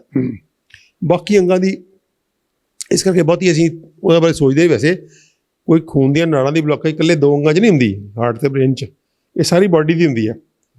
ਜੇ ਲੱਤਾਂ ਦੀ ਹੋਏਗੀ ਤਾਂ ਤੁਹਾਡੀ ਲੱਤਾਂ ਦੁਖੀ ਜਾਣਗੀਆਂ, ਸਕਿਨ 'ਚ ਨਹੀਂ ਬਲ ਰਿਹਾ ਜਗ੍ਹਾ ਤਾਂ ਤੁਹਾਡੇ ਰੌਣਕ ਜੇ ਚਿਹਰੇ 'ਤੇ ਰੌਣਕ ਹੈ ਖਤਮ ਹੋ ਜਾਏਗੀ, ਤੁਹਾਡੇ ਗੁਰਦਿਆਂ ਦੀ ਬਲੱਡ ਸਪਲਾਈ ਘਟੇਗੀ ਤਾਂ ਗੁਰਦੇ ਕੰਮ ਕਰਨੇ ਘੱਟ ਕਰ ਜਾਣਗੇ, ਗੈਂਗਰੀਨ ਵੀ ਹੋ ਸਕਦੀ ਹੋ ਜਾਏਗੀ। ਸੋ ਇਸ ਕਰਕੇ ਸਾਰੇ ਸਰੀਰ ਦੀਆਂ ਖੂਨ ਦੀਆਂ ਨਾੜਾਂ ਦੀ ਬਿਮਾਰੀ ਹੈ। ਹਾਰਟ 'ਚ ਸਭ ਤੋਂ ਜ਼ਿਆਦਾ ਇੰਪੋਰਟੈਂਟ ਹੈ, ਕਿਉਂਕਿ ਹਾਰਟ ਖੜ੍ਹ ਨਹੀਂ ਸਕਦਾ, ਹਾਰਟ ਨੂੰ ਹਰ ਵੇਲੇ ਚੱਲਣਾ। ਇਹ ਤਾਂ ਜਦੋਂ ਜੰਮਣ ਤੋਂ ਲੈ ਕੇ ਮਰਨ ਤੱਕ, ਜਦੋਂ ਜੰਮਣ ਵੇਲੇ ਚੱਲਦਾ ਹੈ ਅਤੇ ਫਿਰ ਮਰਨ ਵੇਲੇ ਬੰਦ ਹੁੰਦਾ, ਉਹਦੇ ਵਿੱਚ ਵੇਲੇ ਬੰਦ ਨਹੀਂ ਹੋ ਸਕਦਾ। ਇਸ ਕਰਕੇ ਉਹਦੀ ਜ਼ਿਆਦਾ ਕਿ ਉਹਦੇ 'ਚ ਕਿਤੇ ਉਹਦੀ ਖੂਨ ਦੀ ਨਾੜ 'ਚ ਜੰਮ ਗਿਆ ਕੁਛ, ਤਾਂ ਉਹ ਨਾਲ ਦੀਆਂ ਬੰਦਾ ਗਿਆ। ਉਸ ਤੋਂ ਬਾਅਦ ਬ੍ਰੇਨ ਹੈ, ਕਿ ਜੇ ਬ੍ਰੇਨ ਦੀ ਕਿਸੇ ਨਾੜੀ 'ਚ ਜੰਮ ਗਿਆ ਤਾਂ ਬ੍ਰੇਨ ਦਾ ਉਹ ਹਿੱਸਾ ਡੈਡ ਹੋ ਜਾਂਦਾ, ਅਤੇ ਉਹ ਫਿਰ ਬ੍ਰੇਨ ਬੰਦਾ ਉਹਦੇ ਜਿਹੜੇ ਸਿੱਟੇ ਨੇ ਬੜੇ ਭੈੜੇ ਹੈ। ਤਾਂ ਇਹ ਸਾਰਾ ਸੀਨ ਹੈ। ਇਹਦੇ 'ਚ ਹੁਣ ਜਿਹੜੀਆਂ ਬਲੱਡ ਪ੍ਰੈਸ਼ਰ ਦੀਆਂ ਦਵਾਈਆਂ ਖਾਣੀਆਂ ਜਾਂ ਸਟੰਟ ਪਾਉਣੇ ਜਾਂ ਫਿਰ ਉਹਨੂੰ ਰੋਕਾਂਗਾ। ਤਾਂ ਦਵਾਈਆਂ 'ਤੇ ਆਪਾਂ ਆਉਂਦੇ ਹਾਂ, ਇਕੱਠਾ ਹੀ ਆਵਾਂਗੇ। ਹੁਣ ਆਪਾਂ ਨੇ ਗੱਲ ਕਰਤੀ ਬਲੱਡ ਪ੍ਰੈਸ਼ਰ ਵਧਣ ਵਾਲੇ ਤੱਕ ਦੀ, ਬਲੱਡ ਪ੍ਰੈਸ਼ਰ ਘਟਦਾ ਕਿਵੇਂ ਹੈ ਇਹ ਵੀ ਥੋੜ੍ਹਾ ਜਿਹਾ ਦੱਸਦੀ, ਕਿਉਂਕਿ ਉਹ ਤਾਂ ਦੱਸਤਾ ਵੀ ਆਪਾਂ ਪਾਈਪ ਅੱਗੋਂ ਬੰਦ ਕਰਤੀ ਅਤੇ ਉਹ ਅੱਗੇ ਪ੍ਰੈਸ਼ਰ ਜ਼ਿਆਦਾ ਪਏਗਾ। ਘਟਦਾ ਕਿਵੇਂ? ਬਲੱਡ ਪ੍ਰੈਸ਼ਰ ਘਟਣਾ ਆਪਣੇ ਆਪ 'ਚ ਕੋਈ ਬਿਮਾਰੀ ਨਹੀਂ ਹੁੰਦਾ, ਇਹਨੂੰ ਡਿਜ਼ੀਜ਼ ਨਹੀਂ ਹੈਗੀ। 3-4 ਕਾਰਨ ਹੁੰਦੇ BP ਘਟਣ ਦੇ। ਨੰਬਰ 1 ਕਾਰਨ ਹੈ ਕਿ ਬੰਦਾ ਪ੍ਰੋਪਰ ਖਾਣਾ ਨਹੀਂ ਖਾ ਕੇ ਆਇਆ, ਖਾਣਾ ਨਹੀਂ ਖਾ ਰਿਹਾ ਠੀਕ ਟਾਈਮ ਸਿਰ, ਇਹਦੀ ਬਲੱਡ ਗਲੂਕੋਜ਼ ਘਟ ਗਈ ਹੈ, ਅਤੇ ਸਰੀਰ ਇਹਨੂੰ BP ਘਟਾ ਕੇ ਇਹਨੂੰ ਮਜਬੂਰ ਕਰ ਰਿਹਾ ਵੀ ਤੂੰ ਬਹਿ ਜਾ, ਹੁਣ ਤੁਰ ਫਿਰ ਨਾ, ਸੁਸਤੀ ਕਰੇਗਾ ਸਰੀਰ, BP ਘਟਾ ਦੇਗਾ ਵੀ ਭਾਈ ਸਾਹਿਬ ਤੁਹਾਡੇ ਜਾਣ ਪਛਾਣ ਹੈ ਨਹੀਂ, ਸ਼ੂਗਰ ਹੈ ਨਹੀਂ ਤੁਹਾਡੇ, ਅਤੇ ਲੇਟੋ। ਜਾਂ ਬੰਦਾ ਧੁੱਪੇ ਗਿਆ ਅਤੇ ਪਸੀਨਾ ਇੰਨਾ ਆਇਆ, ਉਹਨੂੰ ਪਾਣੀ ਪੀਤਾ ਨਹੀਂ ਉਹਨੇ, ਪਿਆਸ ਲੱਗੀ ਸੀ, ਪਾਣੀ ਨਹੀਂ ਮਿਲਿਆ, ਉਹ ਤਾਂ ਵੀ BP ਘਟ ਜਾਏਗਾ। ਜਾਂ ਬੰਦਾ ਦਾ ਜਿਹੜਾ ਮੈਂਟਲੀ ਡਿਪਰੈਸਡ ਹੈ, ਬੰਦਾ ਡਿਪਰੈਸ਼ਨ 'ਚ ਹੈ, ਕਿ ਉਹਦਾ ਜਿਹੜਾ ਮਾਈਂਡ ਹੈ ਜਿੰਨਾ ਐਕਟਿਵ ਹੋਣਾ ਚਾਹੀਦਾ ਸੀ, ਜਿੰਨਾ ਚੁਸਤੀ ਨਾਲ ਚੱਲਣਾ ਚਾਹੀਦਾ ਸੀਗਾ, ਉਹਨੂੰ ਕੋਈ ਉਹਦੇ ਅੰਦਰ ਐਸਾ ਖਲਜਾਗਨ ਪਿਆ ਹੋਇਆ ਕਿ ਉਹ ਡਿਪਰੈਸ ਹੋ ਗਿਆ। ਇੱਦਾਂ ਦੇ ਰੀਜ਼ਨ ਹੁੰਦੇ ਆ ਬਹੁਤੀ ਵਾਰੀ ਬਲੱਡ ਪ੍ਰੈਸ਼ਰ ਘਟਣ ਦੇ। ਬਹੁਤੀ ਵਾਰੀ ਬਲੱਡ ਪ੍ਰੈਸ਼ਰ ਘਟਣਾ ਆਪਣੇ ਆਪ ਕੋਈ ਬਿਮਾਰੀ ਨਹੀਂ ਹੁੰਦੀ।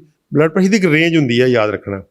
120-80 ਕੋਈ ਬਲੱਡ ਪ੍ਰੈਸ਼ਰ ਨਹੀਂ ਹੁੰਦਾ, ਕਿਸੇ ਦਾ ਨਹੀਂ BP ਬਾਬਾ 120-80 ਨਿਕਲਦਾ। ਇੱਕ ਰੇਂਜ ਹੈ, 120-120-80 ਇੱਕ ਐਵਰੇਜ ਹੈ। ਉਸ ਐਵਰੇਜ ਤੋਂ ਅਸੀਂ ਥੱਲੇ ਵੀ ਹੋ ਸਕਦੇ ਹਾਂ। ਹੁਣ ਮੇਰਾ BP ਆ ਕੇ ਹੁਣ 120 ਤੋਂ ਉੱਪਰ ਰਹਿਣ ਲੱਗਿਆ। ਮੇਰਾ BP ਮੇਰੇ ਖਿਆਲ 'ਚ 50 ਸਾਲ ਤੱਕ, ਜਦ ਤੱਕ ਮੈਂ 50 ਸਾਲ ਤੋਂ 50 ਸਾਲ 60 ਸਾਲ 55 ਸਾਲ ਤੱਕ ਮੇਰਾ BP 110-70 ਰਿਹਾ।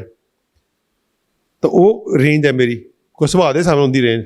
ਕਿ ਜੇ ਇਸ ਬੰਦੇ ਦਾ ਸੁਭਾਅ ਕਾਹਲੀ ਵਾਲਾ ਹੈ ਤਾਂ ਬੀਪੀ ਹਾਈ ਰਹੇਗਾ, ਜੇ ਮਾਰਾਮਾਰੀ ਦਾ ਉਹਦਾ ਰੂਟੀਨ ਹੈ ਤਾਂ ਬੀਪੀ ਹਾਈ ਰਹੇਗਾ, ਜੋ ਬੰਦਾ ਸ਼ਾਂਤ ਜਿਹੇ ਸੁਭਾਅ ਦਾ ਤਾਂ ਉਹਦਾ ਬੀਪੀ ਲੋ ਰਹੇਗਾ। ਇੱਕ ਹੋਰ ਚੀਜ਼ ਹੈ, ਤੁਸੀਂ ਦੱਸਿਆ ਵੀ 120-80 ਯਾਨੀ 40 ਦਾ ਗੈਪ ਜਿਹੜਾ ਉਹ ਇੱਕ ਹੁੰਦਾ ਹੈ, ਯਾਨੀ ਕਿ ਸਿਸਟੋਲਿਕ ਤੇ ਡਾਇਸਟੋਲਿਕ ਜਿਹੜਾ ਬਲੱਡ ਪ੍ਰੈਸ਼ਰ ਦਾ ਹੁੰਦਾ ਹੈਗਾ। ਕੀ ਇਹਦੇ ਵਿੱਚ ਜੇ ਘੱਟ ਜੇ ਗੈਪ ਯਾਨੀ 40 ਦੀ ਜਗ੍ਹਾ ਤੇ 30 ਰਹਿ ਜੇ ਜਾਂ 20 ਇਦਾਂ ਦਾ ਵੀ ਕੁਝ ਹੁੰਦਾ ਤੇ ਉਹ ਵੀ ਡਿਜ਼ੀਜ਼ ਗੈਪ ਦੇ ਸਿਰ ਤੇ ਸਾਰਾ ਬਲੱਡ ਫਲੋ ਕਰਦਾ ਨਾ, ਜਿਹੜਾ ਗੈਪ ਹੈ ਉਹਦੇ ਸਿਰ ਤੇ ਤਾਂ ਫਲੋ ਹੁੰਦਾ ਸਾਰਾ। ਜਿਹੜਾ ਥੱਲੇ ਵਾਲਾ ਬਲੱਡ ਪ੍ਰੈਸ਼ਰ ਹੈ ਉਹ ਬਲੱਡ ਪ੍ਰੈਸ਼ਰ ਹੈਗਾ ਕਿ ਜਦੋਂ ਹਾਰਟ ਨਹੀਂ ਵੀ ਡਿਲੇਟ ਰਿਲੈਕਸ ਹੋਇਆ ਤਾਂ ਵੀ ਉਹਨਾਂ ਰਹਿਣਾ ਹੁਣ ਜਦੋਂ ਉਹਨੇ ਕੰਟਰੈਕਟ ਕਰਨਾ ਤਾਂ ਉਹ ਜ਼ਿਆਦਾ ਹੋਣਾ। ਤਾਂ ਉਹ ਜਿਹੜਾ ਗੈਪ ਹੈ, ਗੈਪ ਦੇ ਸਿਰ ਤੇ ਬੀਪੀ ਜਿਹੜਾ ਉਹ ਜੇ ਉਹਦਾ ਗੈਪ ਘਟ ਜਾਏਗਾ ਤਾਂ ਉਹ ਬਲੱਡ ਫਲੋ ਘਟ ਜਾਏਗਾ। ਮੈਂ ਉਹੀ ਕਹਿ ਰਿਹਾ ਵੀ ਜੇ ਗੈਪ ਜਿਹੜਾ ਉਹ ਘਟ ਗਿਆ ਯਾਨੀ 40 ਦੀ ਬਜਾਏ 30 ਰਹਿ ਗਿਆ ਜਾਂ 20 ਰਹਿ ਗਿਆ ਤਾਂ ਉਹ ਵੀ ਬਿਮਾਰੀ ਇੱਕ ਵੱਡੀ ਤੇ ਉਹਦੇ ਨਾਲ ਵੀ ਨੁਕਸਾਨ ਹੁੰਦਾ। ਬਿਲਕੁਲ ਨੁਕਸਾਨ ਹੋ ਸਕਦਾ, ਪਰ ਆਮ ਤੌਰ ਤੇ ਹੁੰਦਾ ਨਹੀਂ। ਆਮ ਤੌਰ ਤੇ ਕਿਉਂਕਿ ਸਿਸਟੋਲਿਕ ਜ਼ਿਆਦਾ ਵੱਧਦਾ, ਡਾਇਸਟੋਲਿਕ ਵੀ ਵੱਧਦਾ, ਉਹ ਗੈਪ ਨਹੀਂ ਬੋਡੀ ਘਟਣ ਦਿੰਦੀ। ਕਿ ਗੈਪ ਘਟਣ ਦਾ ਮਤਲਬ ਰਿਸਕ ਡੇਂਜਰ, ਤੇ ਡੇਂਜਰ ਵਾਲਾ ਕੰਮ, ਐਕਸਟ੍ਰੀਮ ਡੇਂਜਰ ਵਾਲਾ ਕੰਮ ਬੋਡੀ ਹੋਣ ਨਹੀਂ ਦਿੰਦੀ ਜਲਦੀ ਅਨਲੈਸ ਐਂਟਲ ਤੁਸੀਂ ਅੱਤ ਹੋ ਗਏ ਅੰਦਰ ਤਾਂ ਫਿਰ ਤਾਂ ਠੀਕ ਹੈ, ਫਿਰ ਕੁਦਰਤ ਦੇ ਹੱਥ ਖੜੇ ਹੋ ਜਾਂਦੇ ਕਿ ਇੱਕ ਸੀਮਾ ਤੋਂ ਬਾਅਦ। ਤਾਂ ਕੁਦਰਤ ਜਿਹੜੀ ਬਿਮਾਰੀਆਂ ਪੈਦਾ ਕਰਦੀ ਹੈ ਪਹਿਲਾਂ ਤੁਹਾਨੂੰ ਅਲਰਟ ਕਰਨ ਲਈ ਕਰਦੀ ਹੈ। ਇੱਦਾਂ ਦੀਆਂ ਬਿਮਾਰੀਆਂ ਇੰਨੀ ਕੁ ਬਿਮਾਰੀ ਪਰਮਿਟ ਕਰਦੀ ਹੈ ਜਿਹਦੇ ਨਾਲ ਤੁਸੀਂ ਕੁਛ ਕਰਨ ਜੋਗੇ ਹੋ ਜਾਓ।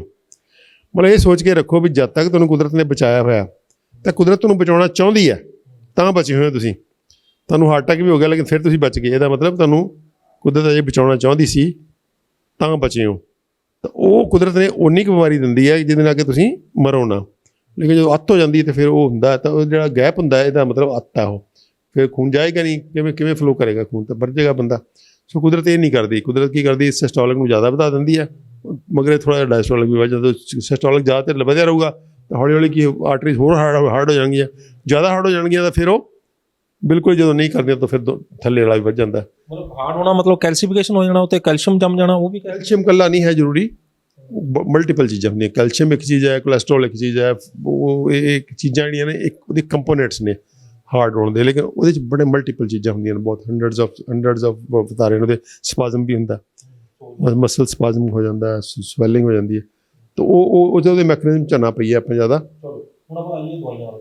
ਹਾਂ, ਆਪਾਂ ਇਹ ਵੀ ਦਵਾਈਆਂ ਜਿਹੜੀਆਂ ਆਪਾਂ ਖਾ ਰਹੇ ਹਾਂ, ਜਿਹੜੀਆਂ ਆਪਾਂ ਦਵਾਈਆਂ ਖਾਂਦੇ ਹਾਂ, ਤਾਂ ਆਪਾਂ ਹੁਣ ਇਹ ਰਿਸਰਚ ਆ ਗਈ ਕਿ ਬੀਪੀ ਦੀਆਂ ਦਵਾਈਆਂ ਨਹੀਂ ਖਾਣੀਆਂ ਚਾਹੀਦੀਆਂ। ਬੀਪੀ ਦੀ ਦਵਾਈ ਕਦੋਂ ਖਾਣੀ ਅਤੇ ਕਦੋਂ ਨਹੀਂ ਖਾਣੀ, ਇਹ ਕਹਿੰਦੇ 140 120 80 ਤੋਂ ਉੱਪਰ ਜਦੋਂ ਤਾਂ ਤੁਹਾਡਾ ਬੀਪੀ ਹੋ ਗਿਆ ਹੁਣ ਤੁਸੀਂ ਦਵਾਈਆਂ ਖਾਓ। ਹੌਲੀ ਹੌਲੀ ਇਹ ਉਦੋਂ ਵੀ ਥੱਲੇ ਘਟਾਉਣ ਨੂੰ ਫਿਰਦੇ। ਪਹਿਲਾਂ ਜਦੋਂ ਮੈਂ MBBS ਕਰਕੇ ਨਿਕਲਿਆ ਸੀਗਾ, ਸਾਨੂੰ ਪੜ੍ਹਾਇਆ ਜਾਂਦਾ ਸੀਗਾ ਕਿ 160-100 ਵਾਲੇ ਬੰਦੇ ਨੂੰ ਬੀਪੀ ਦੀ ਦਵਾਈ ਦਿਓ, ਉਸ ਤੋਂ ਥੱਲੇ ਨਾ ਦਿਓ। ਅਤੇ ਸਾਨੂੰ ਪੜ੍ਹਾਇਆ ਜਾਂਦਾ ਸੀ ਏਜ +100 ਦਾ ਮਤਲਬ 60 ਸਾਲ ਦਾ ਬੰਦਾ ਅਤੇ 160 ਬੀਪੀ ਵਾਲਾ ਬੰਦਾ ਉਹਨੂੰ ਦਵਾਈ ਦੇਣੀ ਹੈ, ਅਤੇ ਥੱਲੇ ਵਾਲਾ 90 ਤੋਂ ਉੱਪਰ ਘੱਟੋ ਘੱਟ। ਅੱਜ ਉਹ ਮੁੱਕਰ ਗਏ ਉੱਤੋਂ, ਮਤਲਬ ਉਹ ਤੋਂ ਬੈਕਆਊਟ ਕਰ ਗਏ ਅਤੇ ਹੌਲੀ ਹੌਲੀ ਰੀਡਿੰਗ ਘਟਾਉਂਦੇ 120 80 ਤੇ ਲਿਆਏ ਹੁਣ। ਅਤੇ ਹੁਣ ਹੋ ਸਕਦਾ ਇਸ ਤੋਂ ਅੱਗੇ ਇਸ ਤੋਂ ਵੀ ਘਟਾ ਦੇਣ ਕਿ ਬੰਦਾ ਜਿਹੜਾ ਟੈਸਟ ਕਰਾਵੇ ਸਭ ਦਾ ਬੀਪੀ ਹਾਈ ਆਵੇ। ਤਾਂ ਉੱਦਾਂ ਦਾ ਗਾਹਕੀ ਵਧੀ ਗਈ, ਤਾਂ ਉਹਦੇ 'ਚ ਹੁਣ ਕੀ ਹਰ ਤੀਜਾ ਚੌਥਾ ਬੰਦਾ ਬੀਪੀ ਦਵਾਈ ਖਾ ਰਿਹਾ। ਹੁਣ ਕੀ ਬੀਪੀ ਦੀ ਦਵਾਈ ਕੋਈ ਫਾਇਦਾ ਕਰ ਰਹੀ ਹੈ? ਨੋ, ਬੀਪੀ ਦਵਾਈ ਉਲਟਾ ਤੁਹਾਨੂੰ ਨੁਕਸਾਨ ਕਰ ਰਹੀ ਹੈ। ਤੁਹਾਨੂੰ ਇੱਕ ਫਾਲਸ ਪਹਿਲਾਂ ਤਾਂ ਹੋਪ ਦੇਤੀ ਵੀ ਬੀਪੀ ਦਵਾਈ ਖਾ ਕੇ ਤੁਸੀਂ ਸੇਫ ਹੋ, ਗਲਤ ਹੋਪ ਹੈ। ਬੀਪੀ ਦਵਾਈ ਖਾ ਕੇ ਬਿਲਕੁਲ ਸੇਫ ਨਹੀਂ ਹੋ ਤੁਸੀਂ। ਬੀਪੀ ਦੀ ਦਵਾਈ ਨਾਲ ਤੁਹਾਡਾ ਬੀਪੀ ਘਟ ਵੀ ਗਿਆ, ਤਾਂ ਘੱਟ ਬੀਪੀ ਬੋਡੀ ਨੇ ਬੀਪੀ ਵਧਾਇਆ ਸੀਗਾ ਕਿਸੇ ਮਕਸਦ ਲਈ, ਤੁਸੀਂ ਬੀਪੀ ਤਾਂ ਘਟਾਤਾ ਲੇਕਿਨ ਉਹਦਾ ਜੜ ਤੱਕ ਖਤਮ ਨਹੀਂ ਕੀਤੀ। ਤਾਂ ਫਿਰ ਕੀ ਹੋਊਗਾ ਕਿ ਤੁਹਾਡੀ ਬਲੱਡ ਸਪਲਾਈ ਹੋਰ ਘਟ ਜਾਏਗੀ, ਤੁਸੀਂ ਹੋਰ ਜ਼ਿਆਦਾ ਬਿਮਾਰ ਹੋਵੋਗੇ। ਤਾਂ ਉਹੀ ਪ੍ਰੂਵ ਹੋ ਗਈ ਗੱਲ ਕਿ ਗੋਲੀਆਂ ਖਾਣ ਵਾਲਾ ਬੰਦਾ ਨਾ ਤਾਂ ਤੰਦਰੁਸਤ ਹੁੰਦਾ, ਨਾ ਉਹਦੇ ਅੰਗ ਬਚਦੇ ਆ, ਅਤੇ ਨਾ ਉਹਦੀ ਉਮਰ ਵੱਧਦੀ ਹੈ ਗੋਲੀਆਂ ਖਾਣ ਕਰਕੇ।